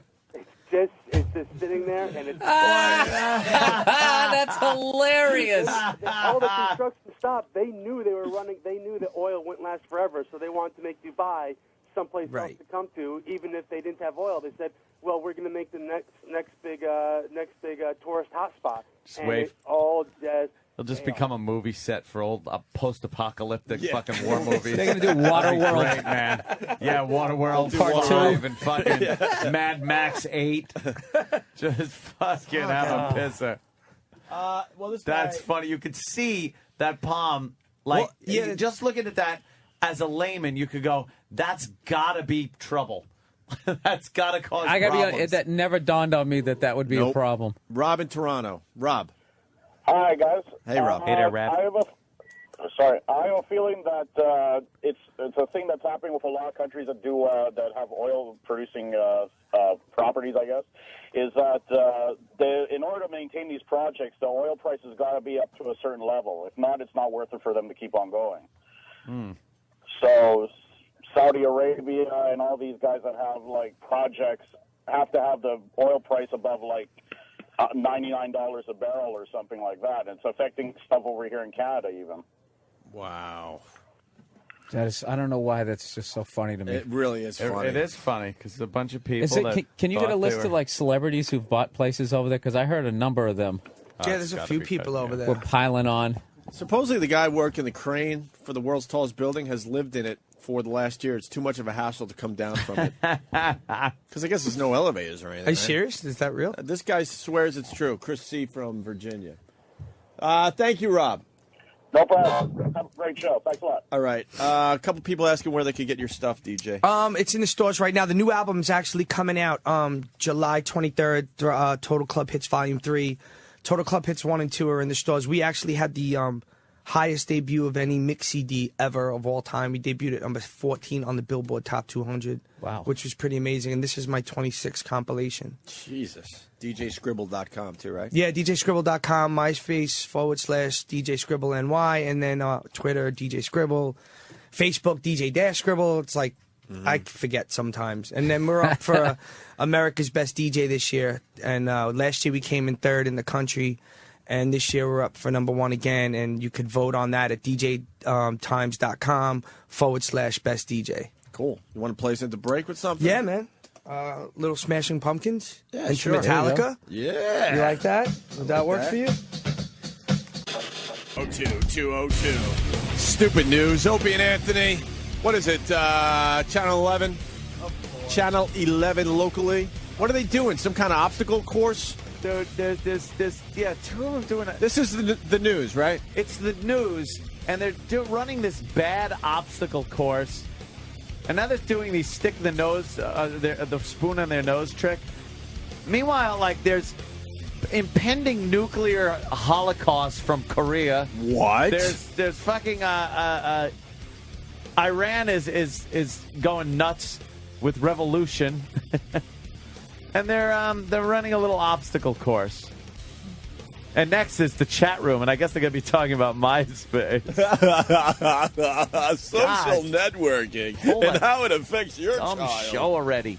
Where's Walter Cronkite spinning in his soon-to-be in a grave. Or they did they have to get dizzy before they did the obstacle course, but they didn't get dizzy enough, They so didn't then get the whole dizzy bit enough. was a bust? Yeah. Because they didn't want to go all in with their dumb bit? Yeah, you know how you take a baseball bat and you spin around it's it and you get all hilarious every fucked up? time. Oh, Hilarious hysterical. every time. Hysterical. We'll have DJ Scribble in a few more minutes to do some more spinning for us. He knows Drew Boogie, too, right? I would assume. He knows Drew Boogie. Right? Drew's a good egg. The Nixon tapes, man. The Nixon tapes. I love this guy, Last man. we left you with the Nixon tapes was quite a few years ago. Yes, his anti-Semitic rants about the Jews. You know what? I think at this point they've heard all the Nixon tapes, and You would think. they know they're so bad that they're like, all right, how many years have gone by? All right, let's give the public a little more. I will give him the one on the Jews. Let's wait on this one, though. Right. We'll wait another 10 years or so because... Dude, nobody could survive. Like, just the shit I say walking around in my apartment to myself, I wouldn't want recorded. Right. This guy thought it was a great idea to have microphones all over the fucking White House and just record everything he said. Did he ever just sing, like, random, like, vulgar songs that he makes up? That's what I do. You light up my life. You get on the couch. You fucking cunt. You Jew. Where's Ben Stein, my Jew speechwriter? He used to write speeches for him, Ben Stein. That's his claim to fame. Oh, is that right? My Jew. Write me something the Jews are like, Ben.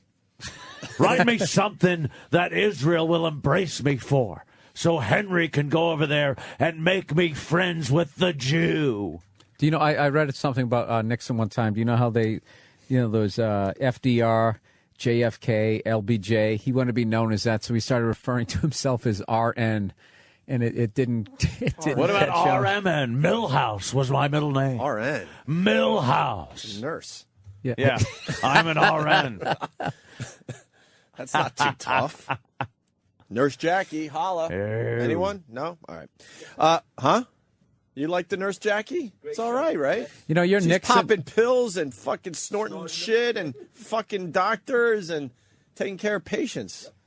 It's, what's her name, from The Sopranos. Anthony, you're Nixon and you're Vince McMahon are Yeah. Right on. Yes. Well, let's get into the Nixon tapes. Nixon tapes reveal abort stunner. Yes. Washington. President Richard Nixon saw abortion, oh boy, as a useful option for ending mixed race pregnancy. Yes. Mixed race. Newly released tapes yesterday's show. Where are the tapes? We got to hear this. There's transcripts. I think you could listen to the tape somewhere else, but yeah. We got to find the just tapes. hearing it in his own voice is just too much for people to handle. This guy was our president? Yeah. Henry, look, where's the Hoover? I need the government to back Hoover vacuums so that when a colored impregnates a white girl, we could just suck out the fetus. Is this on? Is my recording device on? Because I want to go down in history as being the president that came up with this great idea. Kennedy got credit for a lot of things. And I want credit for making sure swoogies and white people never get together. Suck it out, Hank. Suck it out. Get Ben Stein, my Jew speechwriter. I want to hit the press room with this abortion colored white thing. I'm going to be a hero to the white community. The vast, silent majority that wants abortions for Whitey and Blackie. I don't think that's a very good idea. Richard, why do you say... Shut up, Jew, and get me a vacuum. A carpet sweeper if you can't find it. Mr. Nixon. Remember those? They were useless. Are you only going to use vacuum cleaners? No, hangers. Hangers? Plenty of hangers. Rattle them around in there. Mix it up and make it come out. I'll be a hero. They'll be statues toward me. No half-breeds. No mulattoes. I don't like mulattoes. I'm going to have like the Lincoln Memorial. There'll be the Nixon Memorial. Showing little aborted fetus parts all at my feet of various colors. He thought it was a viable idea. Amazing. Let me run this past you, Hank. What do you say we abort half-black baby? Well, Richard Nixon said there are times when abortions are necessary. I know that. Nixon told aide Charles Colson on January 23rd, 1973. That's the thing about a black and a white, Nixon explained in the secretly recorded conversation. Or a rape. What is that? Same thing. Same kind of thing. If it's a rape, it was probably a black on a white. Jesus. They'll build statues to RMN, Richard Milhouse Nixon. Just write me a speech. It'll be great. Fuck Vietnam. This is what I'll be known for. Pieces of children with honor. See, that's a twist on peace with honor. No, nothing. Too smart. Too smart for the room, Mr. Nixon. Same kind of thing, you know what I mean? There are times, Nixon told his aide in a hideaway next door to the White House. What was the hideaway next door to the White House? That was where I was able to say Jew. I was able to blurt out all kinds of horrible things. The N-word. And I don't mean everything. Nixon. Nixon, the N-word. You fucking Nixon. Nixon did not elaborate on whether he actually favored ending interracial pregnancies or was simply acknowledging the prevalent social stigma of that era about black and white couples. I don't even like seeing them hold hands. I'm for chopping their hands off if they're holding hands. Kissing, pull their tongues out. Baby, Cuisinart. Jesus Christ. We don't need a nation of mongrels, do we? What does Spiro Agnew think of this? Spiro, he's just evading taxes. The 37th president did not foretell in the 150 hours of recordings released by his library. Oh, so they released another 150 hours? Yeah. Oh, so there's going to be more tidbits in the coming days. What do we do about the homos? Gotta do something about the homos. They're losing the war in Vietnam for us. It's the homos. Here, this paragraph. The 37th... And like Henry Kissinger... A 1980s... I had the shingles for a while. Remember when I got the shingles? No, I don't remember. Never knew what that was when I heard it as a kid. Now I'm me talking like Nixon through Nixon. Channeling Nixon. I had the shingles. 1980s PBS show. Listen to this. Sock it to me. Listen to this. Sock it to the fetus, I say. Remember laughing when I said sock it to me? I want that vagina to open up like those wacky doors. I'm laughing. And have a bloody fetus fly out. Can you make that happen, Henry? Ben, get on it. Write something the Jews will like. They support me. Because I hate the Egyptians. Because they're close to... You look like a boy, a little black boy. Everyone says I look like a black boy. You think I look dumb too, don't you? No, you look sort of like a black person. Oh, go away. Leave me alone. What the hell was that? Where's Sam? What lesson? Where's Sam? Sam? Thank God. Here he comes. Here comes one that would have had a hanger through his head. Thank God you were born after Richard Nixon's exactly. You'd have never made it out alive. Swear to you, you'd be in pieces at my feet at a monument. Look at that hair. Says it all.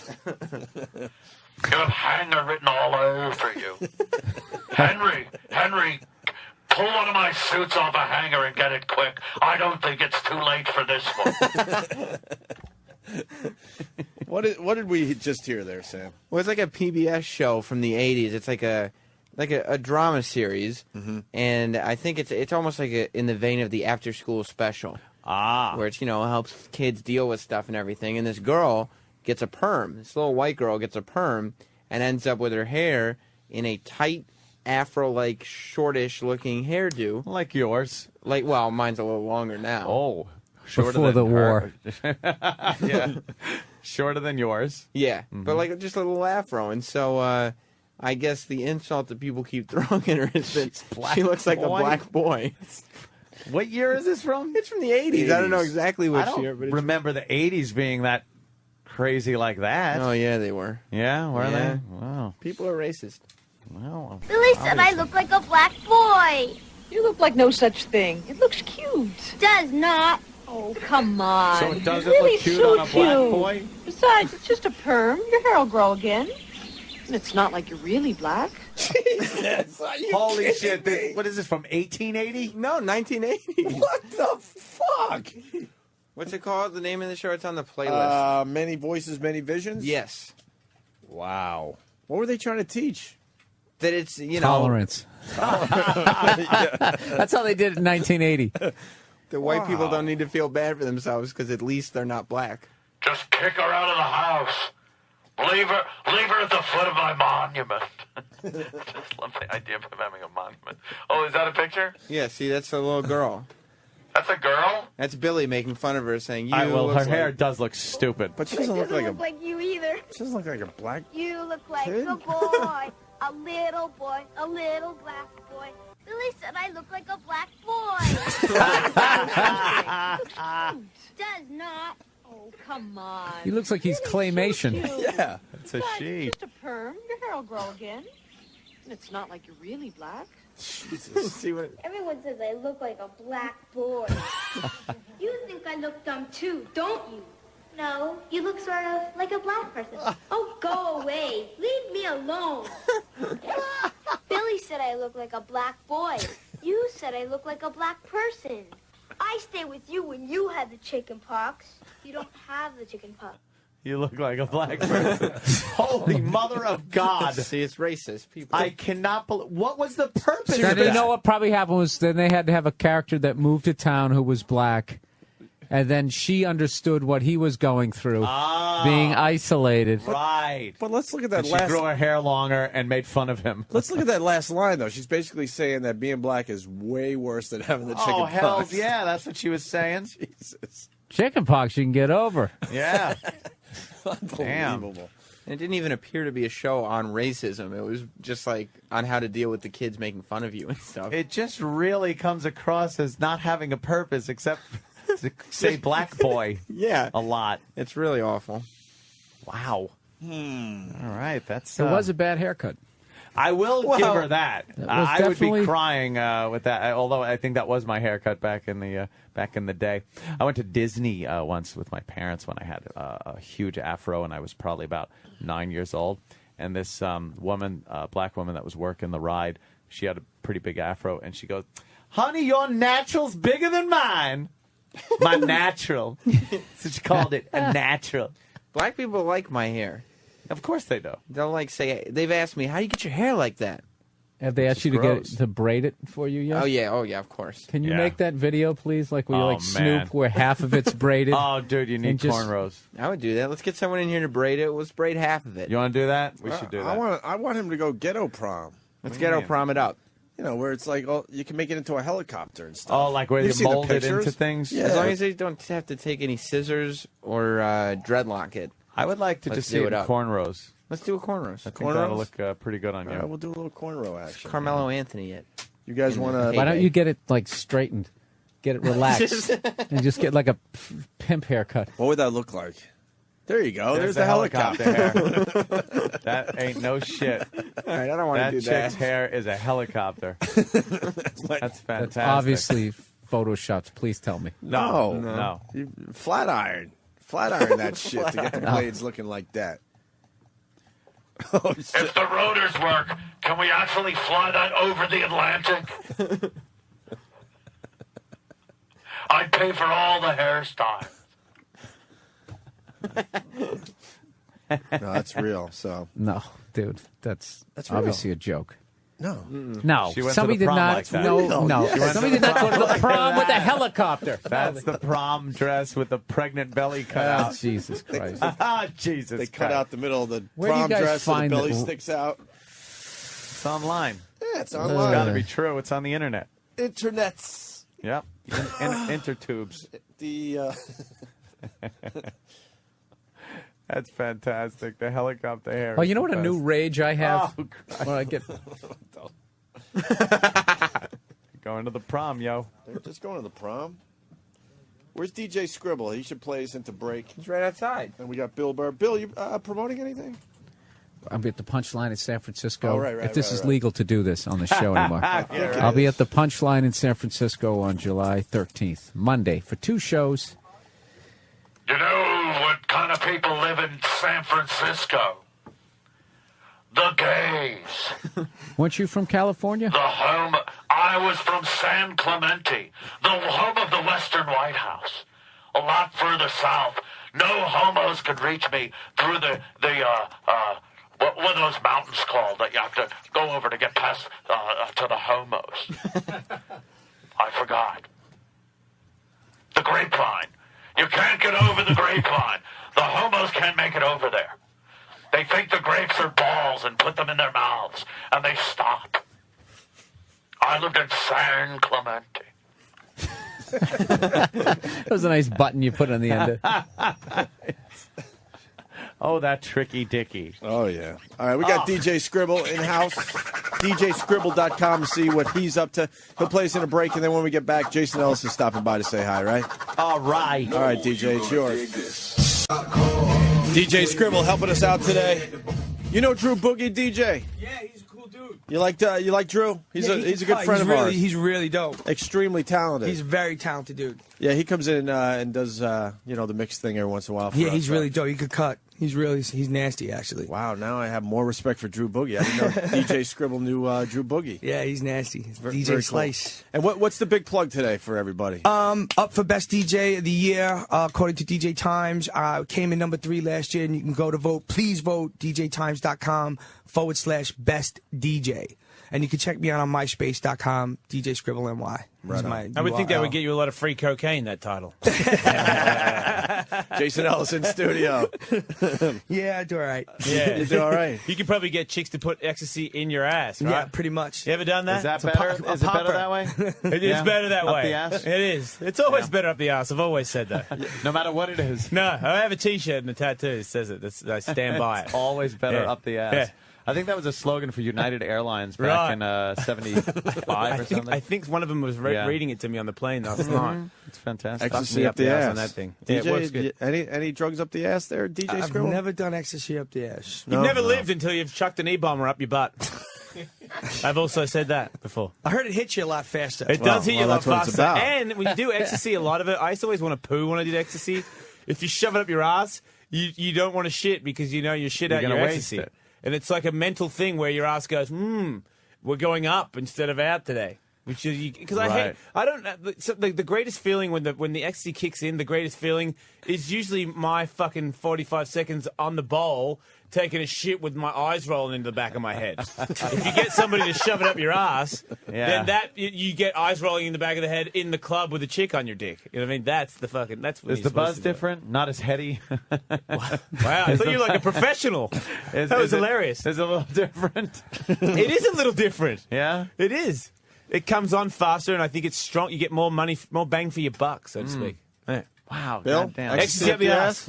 No, I haven't Never? even taken it orally yet. Really? How old are you? 41.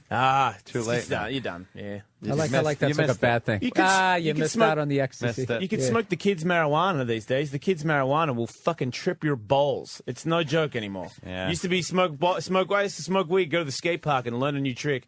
I smoke weed now and I'll fucking wake up out of a coma with my dick halfway in a chocolate cake. shit will fuck with your mind. In dude. the old days, you just got a bag full of like fucking shake and thought it was great Yeah, stuff. no, Miss you roll Mickey. a big fat joint, you just smoke and go, yeah, I'm high. Now it's like it doesn't even look like pot anymore. It looks like some kind of shit that turns into those bean pods. That you Hybrid. fall It's asleep a hybrid next to of a and get all hybrid. fucked Like up. an 8-headed fucking wildebeest. With like veins in it that Yes. are actually pumping There's blood. arteries in it. It's pumping blood through the fucking It's bud. Hulk weed. Yeah. Dude, you should see L.A. now with it's like it's Starbucks now. Let me tell you a story Yeah, that's what about I that, hear. because you're talking to the guy who has the license, who fucking goes there. I'm old and I've got kids, so I'm not allowed to smoke weed anymore, but I do from time to time because that's how I rebel and get connected to the kids, because I believe that the future needs to connect with the kids, and the kids are high, so I just do it for relating purposes, which is a lie. Which is a lie. I like marijuana. But my whole life I've wanted to do it legally. Yeah, Amsterdam, I did it legally, but you end up getting a blowjob from a hooker, and it takes away from the excitement. You do everything that's legal. Well, yeah, I mean, yeah, the whole yeah. fucking I got a doobie at the store, kind of after you just fuck 5 hookers and you ask one of them so you jack up in front of them for $7.50. Shit starts to wear off about the marijuana. Yeah. But the marijuana now in LA, I go to a store, I walk in, and I go, because man, I'm 37, I pay taxes. I'm not a millionaire, but I make all right money enough to walk in instead of asking for a bag of marijuana. I say I'll just take a pre-rolled. And they're like, which one do you want, sativa or whatever? Because there's different things that it'll do to your mind. Because it's not the same anymore, man. The things that it does to your mind, you can say, look, I want to fucking relax. That's what I was getting to. It's Oh, really? It's designer shit? Yeah. It's Or you can say, ridiculous. I want to be creative.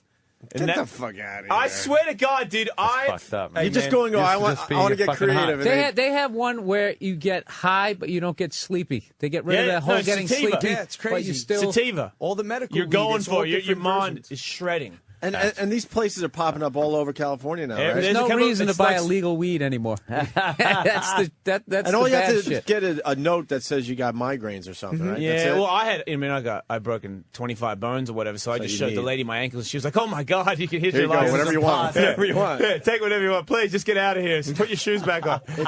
We're going to legalize this shit. Yeah, it's in gonna be our so lifetime. awesome. That's What? that's crazy. Isn't it the greatest thing ever? I think we everyone gets should. to drink. There's fucking all you can drink in a bar, all different colors and different fucking cans of shit for you, but you're not allowed to smoke a fucking joint. Like, when was the last time someone smoked a joint and did something really bad? Except Yeah, but that's because it's drugs. That's true, yeah. I mean, alcohol, it's pure. alcohol's a drug. Wow, that was such a fucking Ku Klux Klan comment. No, I just like listening to people like always flip. Alcohol's a drug too, man. And they go off on that I think. stuff. I don't think alcohol. I think tobacco. Dangerous. If you make tobacco legal, then marijuana should be legal. That's all I'm saying. They should just legalize all. Bill, of it. you've been in some of these places?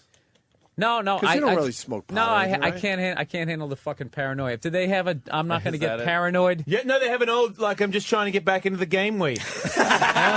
Just for you. I'll take that. Just I'll tell take them. that.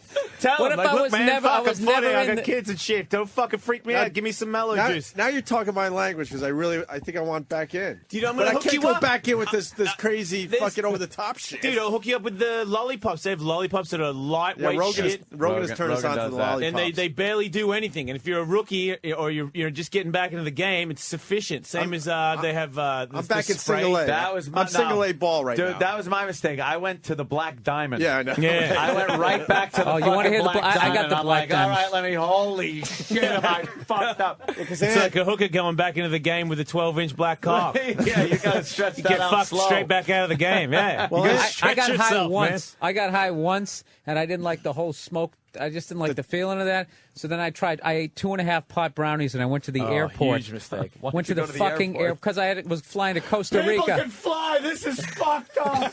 Dude, I was so freaked out. I wanted to just stand up on the plane and admit to everything. That's how fucking paranoid. Eating it's harder. Eating it makes you even higher. I don't like that. That's what I hear. But Anthony, definitely. you admitted on the show that he got back in the game, and it was just I did for a little while, and it was crazy, right? I would say for about a month. Yeah. And the first time, hold on, like, the first time you got high after all those years, Yeah. what was it like? Just holy. fucking great. But were you like? But I was so fucked up. Yeah. And then after that, it started turning. Isn't it always the way fucking great ends up being so fucked up? And then it got to the point where if you have a couple of beers, Yeah. and then smoke a little, I was fucking. No matter what I was doing, boom, asleep, gone, fucking. Yeah, the beers passed don't out. work. The beers don't work together. but I love the beers. Well, you've still got the beers, correct? Yeah. Well, then just fucking be happy with that, asshole. I'm not am. allowed to have any beer. I got kegs in my house now. You rub it in, why don't you? Fucking drove he's me got to. 2 kegs. Pot told me I can't smoke pot. Now kegs in my house. Yeah, he's got Bud Light I'm the and opposite. Guinness. I can't drink, so you grow weed all over your I don't grow weed. I just go to this fucking goddamn weed Starbucks. Half the time I go and buy it and I don't even smoke it. I just can't get over the fact that you could just I go and walk get in, it I'm now. like, hey, so what are we talking about? This strain, that strain, what's that one do? Just wanna Really? buy it. What are those lollipops? Are those drinks? Are those ice creams get you high? Well, fucking give me some. Fuck you, I pay taxes. I make more money than everyone in this goddamn building. Everybody give me a piece of all your weed. And then just leave it in the car legally. It's like completely fucking okay. It's so good. Yeah, and you could smoke it in public, or is that a problem? You can allegedly smoke it in Venice Beach in public. Yeah? Yeah, I do that. Because I heard, like, you could buy it, but you got to, like, fucking rush home and smoke it in your house with the blinds shut or something. I walk out with the steel. I have the pre-rolls, and it comes in the glass, so you can take a puff, put it back in the glass, seal the lid, and it extinguishes it, and it's like it didn't even happen. Is there a little prescription label on it and shit? It's the sickest thing ever. Sometimes I'm like, you're my only fucking friend, man. I swear to God, I love you. Farrah, you see this because you're out in L.A. Yeah, I got everywhere. a couple buddies of mine. That like one dude really fucked up his back, and just the quality of shit that he looks at just like the illegal stuff, like people making beer in their bathtub. Like why would this horse shit? See, I thought there was maybe a couple places out there, but you're telling me it's like popping up like Starbucks? No, people are starting to complain about it. Like I think in like Glendale, is it? Old people, man. Yeah, right. Got nothing better to do than complain. And the other thing, why would you get high before you flew to Costa Rica? I feel better when you say that. Why would I do that? Because I was. No, why were you? I thought I was gonna have that. One guy smoked it. I loved it. Right. But I was just like, I don't like. Were you going on vacation or something? Eating it's like mushrooms. Yeah, I was like borderline hallucinating. Yeah. I actually went into this Johnny Rockets. As my girl was trying to get me to fucking calm down because I was flying, and there was literally this kid all the way across the restaurant just going like, and it felt it was right behind. I literally felt like I was this close to understanding what the fuck the kid was saying. Dude, it was brutal. It was brutal. It's classic. Yeah. And then I would just see something, and I thought it was the funniest thing ever. I mean, talking like tears. And I was like blocking my face because I was so paranoid that people were going to see me. It was not. You were fucked up. Yeah, you got to embrace I stuck that. I was sticking my passport in. You know where you either put the credit card in or you slide the passport. I was sticking the passport into the credit for like a minute. Until finally this lady comes up to me. She comes up to me, the lady at Continental, she just takes my passport and just sort of swiped it. And then I went, oh, thanks. And I swear to God, I looked to the left and I laughed for like, I think 3 minutes. I mean, I'm talking like high school cafeteria, beet red face, crying, laughing. And then after that, that's when, like, the paranoia. I never told this story. Dude, I went to go through security, and now I'm in total panic. And I'm just like, I have, like, no experience being high at all, so I don't even know how to handle it. I'm just like, please, I'm taking everything off. And I made it all the way through. And I'm literally gathering my shit out of the tin. And then one of the security dudes, this black guy, it was a few years ago, he's like, yo, my man. He goes, yo, Chappelle Show. And I was like, oh, fuck. He goes, when's that coming back? And I looked to the left again and laughed for like 3 minutes before I could finally compose myself and be like, I don't know, man. And I always felt bad because he probably thought I was this arrogant ass. Like, but you just fucked up. Oh, no. Dude, I remember this guy came walking through. He had this big nose, and he had his hair feathered back, and my brain was like, his name is Larry. And it was the funniest thing I thought I'd ever heard. Oh, he was also like, he had a soft serve ice cream. And I'm dying laughing, crying, and I'm blocking my face. 100 people can see me. I just don't want Larry to see me. And I'm just blocking my face. No, it was brutal. It was fucking brutal. I never did it again. No. That was it. I was like weed hungover. Yeah, that happens too. That's cool. Yeah, you know, like when your foot falls asleep really bad? I felt like I had a ball of that sitting on my head. It was awful, dude. When you're real fucked up and you start coming back down, that's a good thing. You're like, all right. Oh, when you know you're not going to die? Yeah, this is good. It's always a good vibe. I'll be permanently retarded. I think I'm going to make it through this one. I had that thing where I smoked so much weed that I thought I could understand somebody else's language. I was in Paris and I was in the back of some room and they were all smoking hash joints and there was these girls that were about to do a performance in a boat. and they all had crazy tattoos. One girl had steel teeth and these brandings on each other, and the one girl had red stars tattooed on her tits, and her nipples were inked. So somebody had inked her nipples. Holy shit! And then the other girl had a forest tattooed on her vagina. And I'm in this little fucking box talking to all these dudes, and they keep passing around, which is kind of stupid because I'm like, there's got to be fucking 20 doobies in this room, and there's only like fucking 10 of us. Why can't we all just hold one each? But whatever, you fucking Euro cocksuckers, just keep passing around. I don't care. So then all of a sudden they're talking like, and they're like, oh yeah, this one likes me. And he's like, blah, blah, blah. And I'm like, yeah, of course, I love her. Great. She's fucking got steel teeth. I'll fuck her. So then this one's asked me if I want to see her vagina. And I totally know that she said, do you want to see the vagina? But she said it in fucking French. And I'm so high that I know she said it according to my fucking stone brain. But then, just to prove that I was right, she came over and showed me her fucking vagina.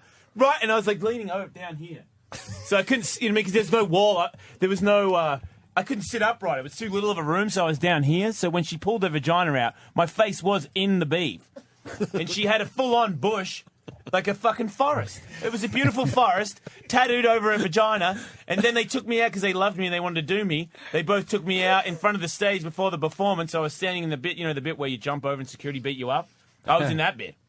So I am fucking gone out of my fuck. I don't even know what the fuck. I think it was an ecstasy session beyond belief, but all these hash joints. And then these ladies had a fire-breathing thing. They had all balls on their fucking elbows and shit, throwing fire and blowing fire, and the fire was going over my head, and the fire that was going over my head, the gasoline was dripping down on me, so I had like warm fire gasoline on me, while this chick with steel teeth and fucking brandings were fucking having lesbian sex with each other on the stage with fire and lesbians, and I was like, get the fuck out, there's nothing fucking better than this. Somebody passed me a cigarette. I didn't even smoke, I just wanted to feel the vibe. Yeah. And then I go back to the hotel saying to myself, that's the greatest night ever. And as I'm getting out of the taxi, I see this black chick who was being flirting with me when I left almost a day ago, and she was leaving, and she was in a taxi, and I was like, come on, come out.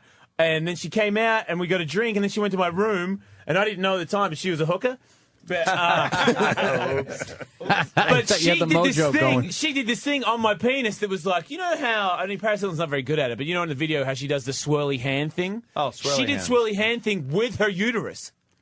What? She stood up. It's fucking gnarly.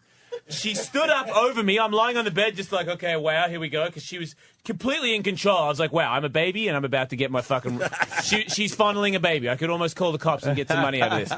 But she stood up. No, I think her hands might have been on my chest, but oftentimes she was balanced perfectly just on her feet in this crutched up thing, like knees high. And she would go swirl down on the penis, swirl up on the penis. Wow. Swirling up and down, like this fucking crazy Jamaican fucking blowjob vagina sex. And I was tripping balls just watching my dick like it was Evel Knievel jumping over a fucking 100 buses. I was like, you go, boy, you go. I was so pumped on my penis that day. Damn, that is a fucking night. It is. Tony Hawk, once again, thank you. Fucking night. He wasn't there, I'm just saying. Tony Hawk was so fucked up you understood French. I completely spoke fluent French for at least 2 hours. That's all right. Tony Hawk was skateboarding in the White House the other day. He was. They wanted me to call him on my radio show. They were like, call Tony. And I'm like, okay. And they're like, do you want to talk to Tony in the White House? I was like, yeah, of course. Can you call him? I'm like, oh, wait a minute. You want me to call his cell phone while he's in the White House? And you know my show, I'm just going to go, hey, man, like, will you smoke some weed in there? Or take it, piss in somebody. Steal something. Go into the bathroom right now and piss on the floor. You know what I mean? And then say... Leave an upper decker. Yeah. I'm like, I don't want to insult the guy. He got to the White House. Let him just have his moment. Why do I have to bring it down with the Jason Ellis show? So I didn't. I refused to call. I shut it down. Oh, look at that, using a little common sense. He's done enough. He's done enough you had. Yeah, I know. I usually would do that. I was listening to you recently. Fedor was on. Yeah, Emelianenko. And you were trying to get him to punch you or something? To kick me. Fucking took forever. Goddamn. Did he eventually do it? Cocksucker. I didn't get to the end of the show. No, he did. He kicked me. Because I had twice, shit to do. because the first one was a pussy kick. So, for real, you got Fedor to kick you? Yeah. It was really weird, too, because I had to say some stuff about... I was like, how many kids do you have? And he said 2. And I was like, how many baby mamas do you have? And everybody in the room was like, whoa. And I'm like, well, fuck, it's a legitimate question. And then the answer was 2. So I was fucking right. He's a killing machine. He's the greatest fighter in the world. Don't tell me you only fuck one bitch. It's impossible. If you're the fucking toughest man in the world, you are slaying bitches all over the place. This is what bitches want. Rock stars pretend to be the toughest men in the world. This man is the toughest man in the world. Everybody wants to fuck him. And he kicked you? Good? And he kicked me. The first time he kicked me, and it was kind of hard because he's got a really good technique, so it landed on the bone, so it doesn't take much. And I moved back and hit the couch, and I got up, and I was like, come on, man. And he's like, no, someone else do it. And I was like, come on, did I need Fedor to kick me? And then the only time I could tell that there was someone in there, because it's hard to read that guy because he's so... He's a robot. And I'm like, I don't even know what the fuck he's saying. He doesn't look amped about anything. When are you going to kill somebody? You know what I mean? Show me the death. What does it look like before you die? Because I know that some people know that because he's a killing machine. So we had eye contact, and I was like, come on. And I could see we don't speak English. He doesn't speak English. He was like, really? Do you really want... And I was like, yeah. Fuck, yeah. Fuck that. And I mean, he checked to see. And I think in the first kick, because if you don't have conditioning, because I've been training for a couple of years now, if you don't, the first time I got kicked without any training from a kickboxing friend of mine, Kit Cope, he kicked me, and the next day I got internal bleeding, and I had a blood clot in the back of my leg and all this shit. So my legs like toughened up a lot more from then. So he was like, okay, and I was like, all right, do it. And he still didn't. He delivered, I would say, 50% of what he would usually do. For one, he had jeans on. And every day for like 5 days, every time I took a step, Fedor. You just felt that shit, huh? Just felt like a little lump on the bone right there. What kind of kick was it? Like just a leg front kick? Of the foot, kind of. It's a like that, or did he? You don't kick with the front of your foot. But it might look like that when you watch fights. You actually kick with your shin bone. If you kick with your ankle or your foot, you fuck your foot up. So it's with your shin. Your shin hits the femur. And the guys, they condition their legs so much that their shin bone is thicker, and the muscle on the shin bone moves off out of the way from doing it for 10 years.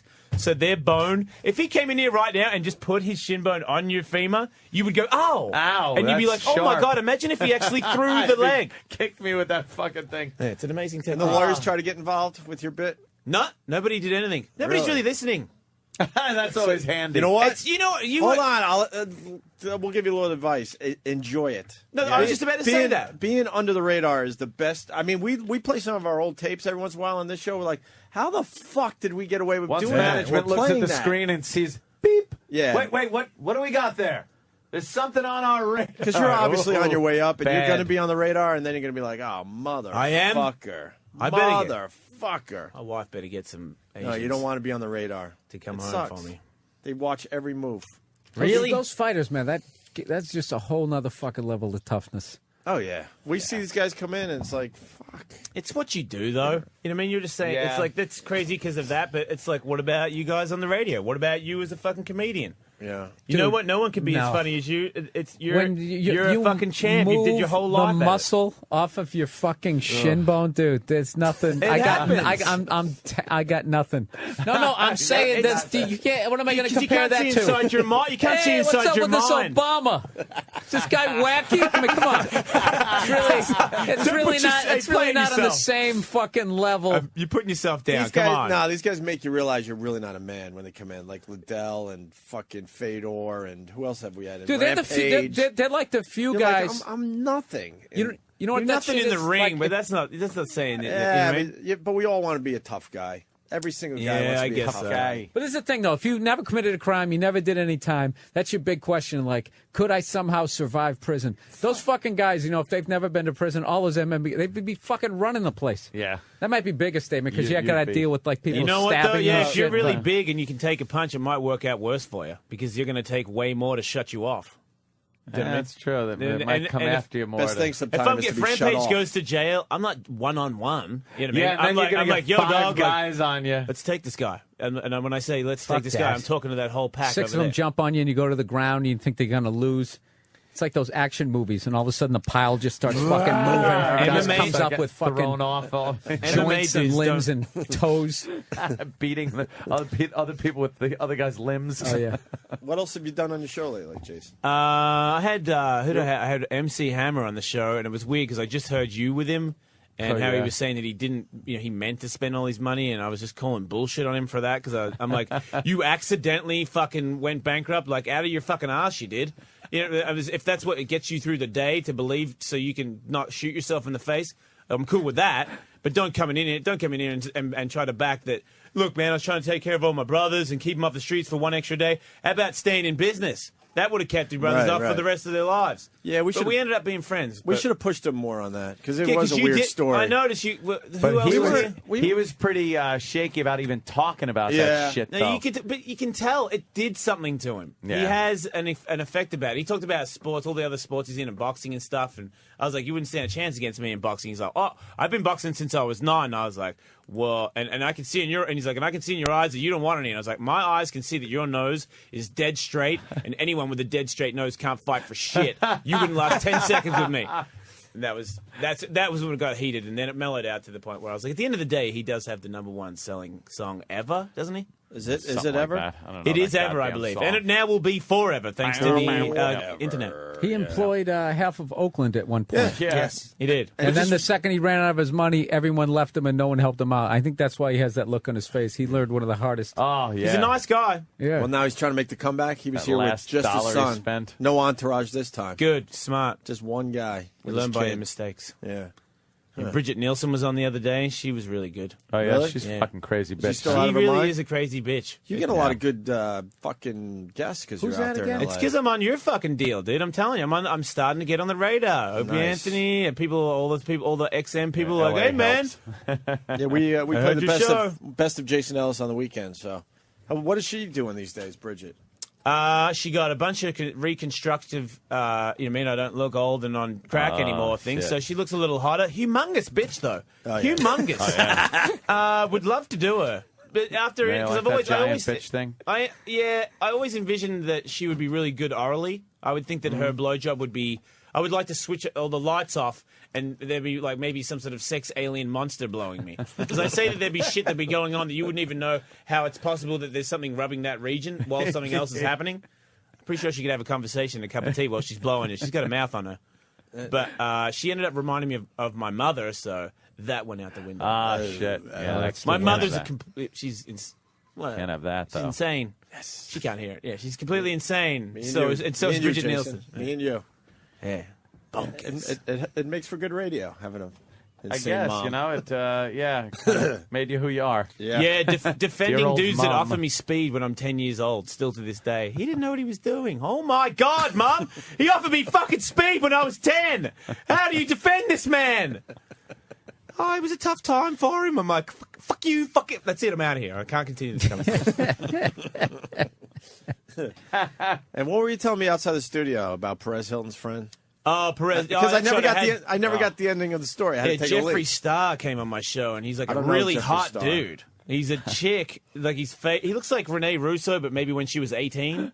He's had full face, nose, lip. He has like puffy lips, this red hair thing, really skinny arms. So he looks kind of like he's covered in tattoos. It's kind of like a really hot chick, but it's a dude, and it doesn't have. Is he tits. trying to be a chick? No, it's weird. Why? He's a gay guy dressed like a girl, but he doesn't take pills, so he has no titties and a penis, and he likes to fuck dudes that aren't gay, and that's his story. That's his thing? He was going on it big time, and of course, he wanted to do me, and he's like, I just want to suck your dick under the table right now. I was like, well, that's not going to work out. I'm married. And he's like, well, it's not cheating. I'm a guy. And I'm like, well, I tell you what, if my wife says you can blow me, you can fucking blow me under the table. So, like, half the people got it, and half the people called and were like, Dallas, I fucking work construction. All my friends work construction. You're fucking freaking us out right now, man. You do not even, like, take this serious. You cannot let him suck your dick. I'm like, come on, man. Just leave it up to my wife, man. It's not neither here nor there for you or me to decide. Just let it. Fuck, man, you're freaking me out. I was like, God. And then afterwards, when I left, damn. Did you get the wife on the phone? Yeah, she called me on the phone. I didn't get it on the radio. She called because I had to leave to get on a plane to come here. I leave and she's calling me, so I'm walking behind Jeffree Star as my wife calls. I'm like, babe. She's like, what's going on? I just wanted you on the radio. This guy wanted to suck my cock, and I was going to have you on the air to whether you decided to suck the cock or not. And she's like, really? And I'm like, yeah. And then he's like, let me just hold. He's talking to me. He's like, let me just hold it. And he's fucking, he's licking his lips, and he's getting really into it. And he's thinking, because he's like, all gay guys want me to suck their cock. And I was like, oh, yeah. I mean, all straight guys want me to suck their cock. Yeah. So I'm like, well, I really. So she's in the parking lot and she's staring at it. She's like, what about if I just touch it? Let me just cup it. And I'm like, really? I can't do that. It would have to be my wife's decision. My wife's on the phone, who's half Mexican, saying, you better tell that motherfucker to shut the fuck up. And she's like, what's she saying? She's saying that, no, you cannot blow me. Trying to do it in a polite way because the dude, he has like what is it when he has a taser in his pocket? He tases people and he fights people and he punches bitches in the throat. He's a very angry gay man. It's very... he could tase you and then fuck you in the ass. And you. No, he will. Can't That's even do anything. Very angry. Take it. What's his claim to fame? I don't know. His claim to fame is he knows Perez or whatever the fucking fat homo's name is. Knows that fat dude and learned from him how to do shock. She wants a TV show. Sorry, he wants a TV show. Hey, look, I have a song. Single with auto-tune. Such fucking bullshit. Auto-tune. Everyone sounds like fucking Cher, but no one's fucking... Exactly. Just talking about that. That's what DJ Scribble was saying in the Scribble, back it's fucking pathetic. Would you agree? It's horrible. It's I'm the like, worst great, thing you guys are bringing back Cher. When that song came out, she was over with. And that was 20 years ago, and now you're bringing it back in the club. She better focus on her daughter there. What did her daughter do? Sex change. That's all right. Let her live. What, she getting a dick put on or cut off? Put on, yeah. Put on a dick. Having a dick put on. Is that possible? Hormones. It Chop is the possible. tits off. She's going all beard. in. She's going all in. How do you? Chastity Bono is becoming a guy. I get that, but where do they get the spare dick from? From your toes. From your toes. Little toe. They normally cut a chunk out of your thigh and fashion a dick and then take the clit. But what the fuck does it look like? Yeah. And then Looks like a fucked up cock. They take the clit, though, and put it in a place where it's, like, sensitive, so you can have some kind of sexual sensitivity. Yeah. I would just get, like, a robotic cock. It's, like, ridiculous. And then you got to have a pump type thing to actually make a rod. Did you ever see that South Park episode about that? Where they were talking Is that where about... you get your information No, but they did this great thing about... They were talking about how these guys who become women then want to be referred to as she or her, and they just basically... broke the whole fucking thing down as no, you're a deformed man. Yeah, it's like having webbed feet. Yeah, now you're just a disfigured, disgusting human being. But webbed feet on purpose. Yeah, you pour some slime on you and sell you at toy stores. Disfigured yourself. you fucking hideous cartoon character. I heard Ronnie talking about it once, and he's like, what's the difference between somebody going, I don't want my arm, and going to a doctor and saying, could you cut my arm off? I just don't want it. And what doctor with any ethics would do that? It's like, but your dick, you could be like, I don't want my dick. And they'll cut that fucker off. They don't care. But that, being a dude and a girl is different than being a one-arm guy. Yeah, but, I understand it. I understand the mind of somebody being born to be a woman and they're a guy. I understand. Must be. I mean, if you're committed to actually letting the dude cut your dick off, you must be very committed to the game. I'm passionate about shit, but I've never. You ain't cutting my dick off to get anything. If you're a guy though that wants to be a girl, what if you're a fucking radio guy that wants to be the fucking president of the United States? It just ain't gonna happen. I'm not born so here. I want to be governor. You could do that. Do you want to hear what I stand for? 60. You don't really want to, do you? I was like, well, okay, weed. Good, here it goes. I was trying to figure it out. Weed, legalized marijuana. If you're 65, you're not allowed to vote anymore because you've fucking had a good run and it's time for the kids to enjoy themselves. Fuck you and your knick-knack fucking picky shit. Yeah. I believe that we should get all the troops out of Iraq and send them to Mexico and beat the shit out of the Mexican police and drug dealers and then open Mexico as like a humongous Disneyland where everybody can work there and we can all go for vacations and no one gets shot or anything. It's called the North American Union. They're working on it right now. Stem cell research, I'm for it. See how it's working Gay perfectly. dudes should be allowed to marry each other. Fine by that. And what else do I stand for? It's pretty much it. Oh, prostitution. It's legal. Yeah. Done. You know what I mean? Tax it. You're welcome. Should be. Prostitution, weed. Legalize it, tax it, done. Yeah, absolutely. Yeah. Make some money. Everybody's going to get it, man. You're not going to be able to stop me. When I had no brain and I could barely walk and I had no fucking money, I got weed all the time. Yeah, it's not that hard. God, you were making business transactions in junior high. Really? Like, you were? Like the people understood the supply and demand, and here's the guy with this much, and he sells this much to that guy, so now he's the little lower level It's guy. good business. Yeah, this little cartel in junior high. Yeah, you get your big bag, you try to sell it, and then you decide to smoke it all yourself, and then you're worried about the dude that gave it to you is going to beat the shit out of you, and you learn the hard way that you got to fucking, you know what I mean? Don't get high on your own supply. Come up with some cash. Me and Bill are distracted. We're looking at the same fucking thing. There's a 400-pound 3-year-old. His fat fucking baby show today. Fat Baby Freak Show. It's one of my favorite fucking shows he does. Because he gets a whole buffet out for the kids Fat to just Baby Freak Show. Just stuff their faces for the show. Yeah, but the parents sit there crying. Just stop feeding them. Yeah, why is she... Starved them for about a month. God, that's a humongous baby. Has he got diapers on right there? Maury is a sick fuck because... He's the devil. Because the babies are really fat, so he makes sure they have no shirts on so you can really enjoy their fatness. And they're eating. And he gets a buffet for the little... Yeah, they make them jump up and down. Right, so their baby tits are flopping. You know what we're going to do? We're going to cook this child. I'll put him in the oven and just baste him like a turkey for There's something 5 about him. hours. You want to just fucking slap him. You really do. Yeah, you want to slap the parents. Yeah. Come I want on. to beat the parent with No, the I just want to hear what that sounds Just like. grab the kid by the legs and just beat the mother with the fucking... That's completely fair. God, would that Dude, be you great. throw out your back. I know, really, right? Fucking swing and a miss. Ow. He's got to be a 200-pound 5-year-old for sure. That's insane. He knows actually he's 3 you ever and see he was those 120. You ever see those strongman competitions when they pick up those big granite balls? That's what they should Fat pick up kids. in the little fat fucks. Well, then you can actually earn a living. That enabling fucking cunt of a This mother. one's in a crib. What is she crying about? Just stop feeding him, you dumb ass. Yeah. He cries when I try to stop feeding him. Well, I have to give him... Then look deal at with the that crying fat until he head. figures it out. Look at that God little damn. E-Rock. I don't know if He looks like George Wendt. baby George went. It looks like George Mini George. It's a sad state of affairs right there. Oh, yeah. Tow him up the stairs with no shirt on. Is there no God? You know what? I can tolerate a lot. Leave him alone. I don't think I could raise a fat kid. You know what? If he had a bunch of tattoos, I reckon he'd look all right. Yeah. Like, chicks would probably do him. You know what I mean? Like, hey, what are you looking at, bitch? You know what I mean? Like a little Just pop some tattoos on him. There's something about him, man. I just want to throw him in a pool. I just want to see how big the splash is. He's kind of cute. Dude, 3 years old, 114 pounds. He's 3? He's like 5 foot tall. This guy's a fucking beast. He's 3. Dude. He should have little Is he fucking sailor finding it hard to tattoos. hold his head up right there? Did he almost fall over? He's got a big fat head. What the Oh, fuck? he's a cutie. That's something I want to slap that belly. I don't know why. That's I just wanna something hear you that. could control. He's like the cutest fat person I've Look, ever seen. there he is. Oh, Now come that's on. They put him in front of food now and let him eat. wrong. Is he so fat that one of his eyes is looking the wrong way? Is he look going at all cross-eyed that from food. fat? Maury is Why a are sick people fuck. smiling? Because they think He's he's adorable. fucking diseased. He really clapping is. and smiling. He's so fat, his forehead is collapsing down onto his eyes. Look. He's spinning around like a little monkey.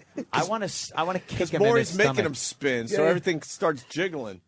Maury knows what he's Oh, that's just good. leave him alone. Leave him alone. Oh, he's going to fall. Come on, I want to see him fall. This is terrible. doing.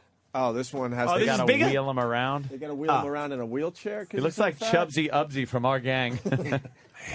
It's disgusting. She should be put in Chubsy jail. Ubsy. She should be. That's child abuse. It is. What the fuck is the difference between hitting a kid and letting a kid get that fat?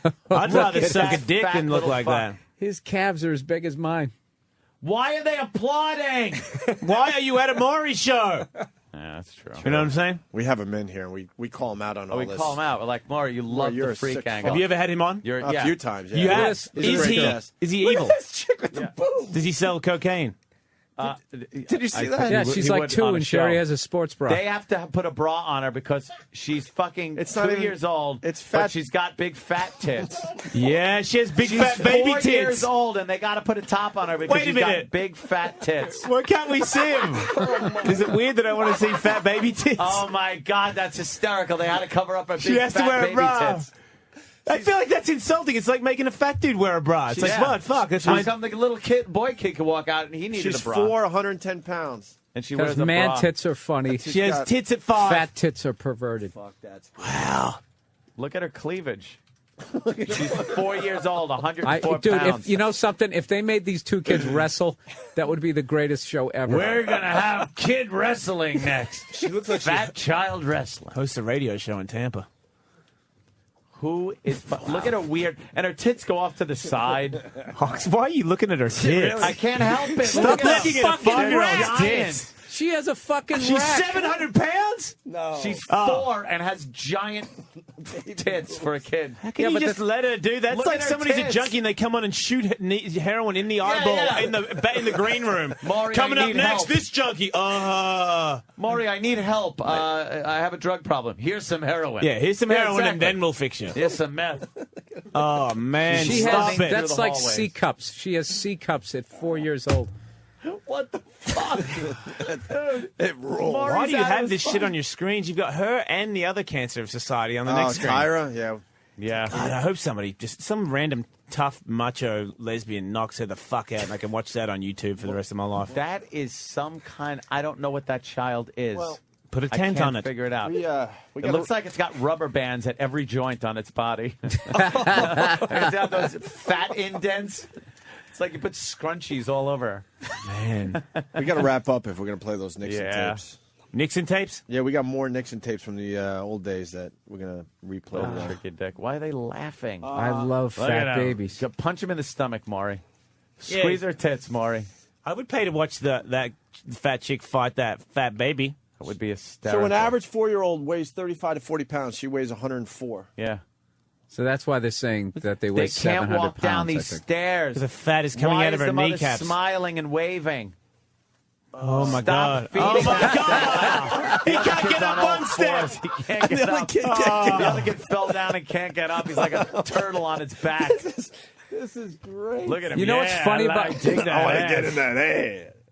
Oh my god! Oh my god! He's an animal. That kid, something's He really wants to fucked eat up with Maury. that kid. Just stick some fur on his back and put him in a cage. He's a beast. Why don't Dude, you give her a they hug? should they should seriously put the two of them in a movie because they look like adults. Just do like the next Look Who's Talking. Yeah. That kid is looking at Maury like the old cartoons, and all he sees is food now. Food, yeah. That's why he's looking at that fat girl, like a big turkey. All right. What about a reality show like I Eat Celebrities, or something like that, and you can pull all these other asshole irrelevant cocksuckers on a show where they eat them. Look at the We're on a size time of thing. that We got 2 kid's minutes gut. left. So, Jason Ellis, always a pleasure when you come to New York. Thanks for having me. It's Jason just stops by with his short stories. notice. You're a very funny dude. Oh, thank you, Bill man. Burr, How's yes. that work You out too. for you? Dude, it's going all right. Do you get laid from your jokes? There's no ecstasy up my ass. Yeah, but, you know, it was overrated, to be honest. dish. But do you tell jokes and get blowjobs? It's like from really, the joke. No, it doesn't really happen. It's not like cleavage in the mouth? It's not like skateboarding or fucking musicians. Come on, or man. anything. Chicks love funny guys. You haven't told a joke and then got a blowjob from it? Are you married? There's a lot of like divorced waitresses. Are you married? And, no. You're single? Yeah. So then no, tell me about I it. have a girlfriend, but Oh. I'm not married. No. Did she blow you because you're funny? I mean, you No. don't look like Brad Pitt. Is she hot? Dude, you killed for like 45 minutes. You're really trying to squeeze the last fucking 2 drops out of this I'm shit as you're desperate. I gotta walking get out back the on a door? fucking plane. Come on, give me something. What do you got? No, go, no, lesbian, no, fat. All right, we have She's to a wrap great up. girl, man. Jason Ellis She's is probably on, listening. is I on can't tell these Faction stories. every afternoon. And we And do the virus. And the virus on weekends. You can hear the best of Jason Ellis. DJ Not Scribble. necessarily the best. Yes, sir. Not necessarily the best. You're right. You want to play us out? PSA? Yeah, let's do this. DJ Scribble doing a great job. Go to djscribble.com to see what he's got going on. Allow me to reintroduce myself. My name is Ho.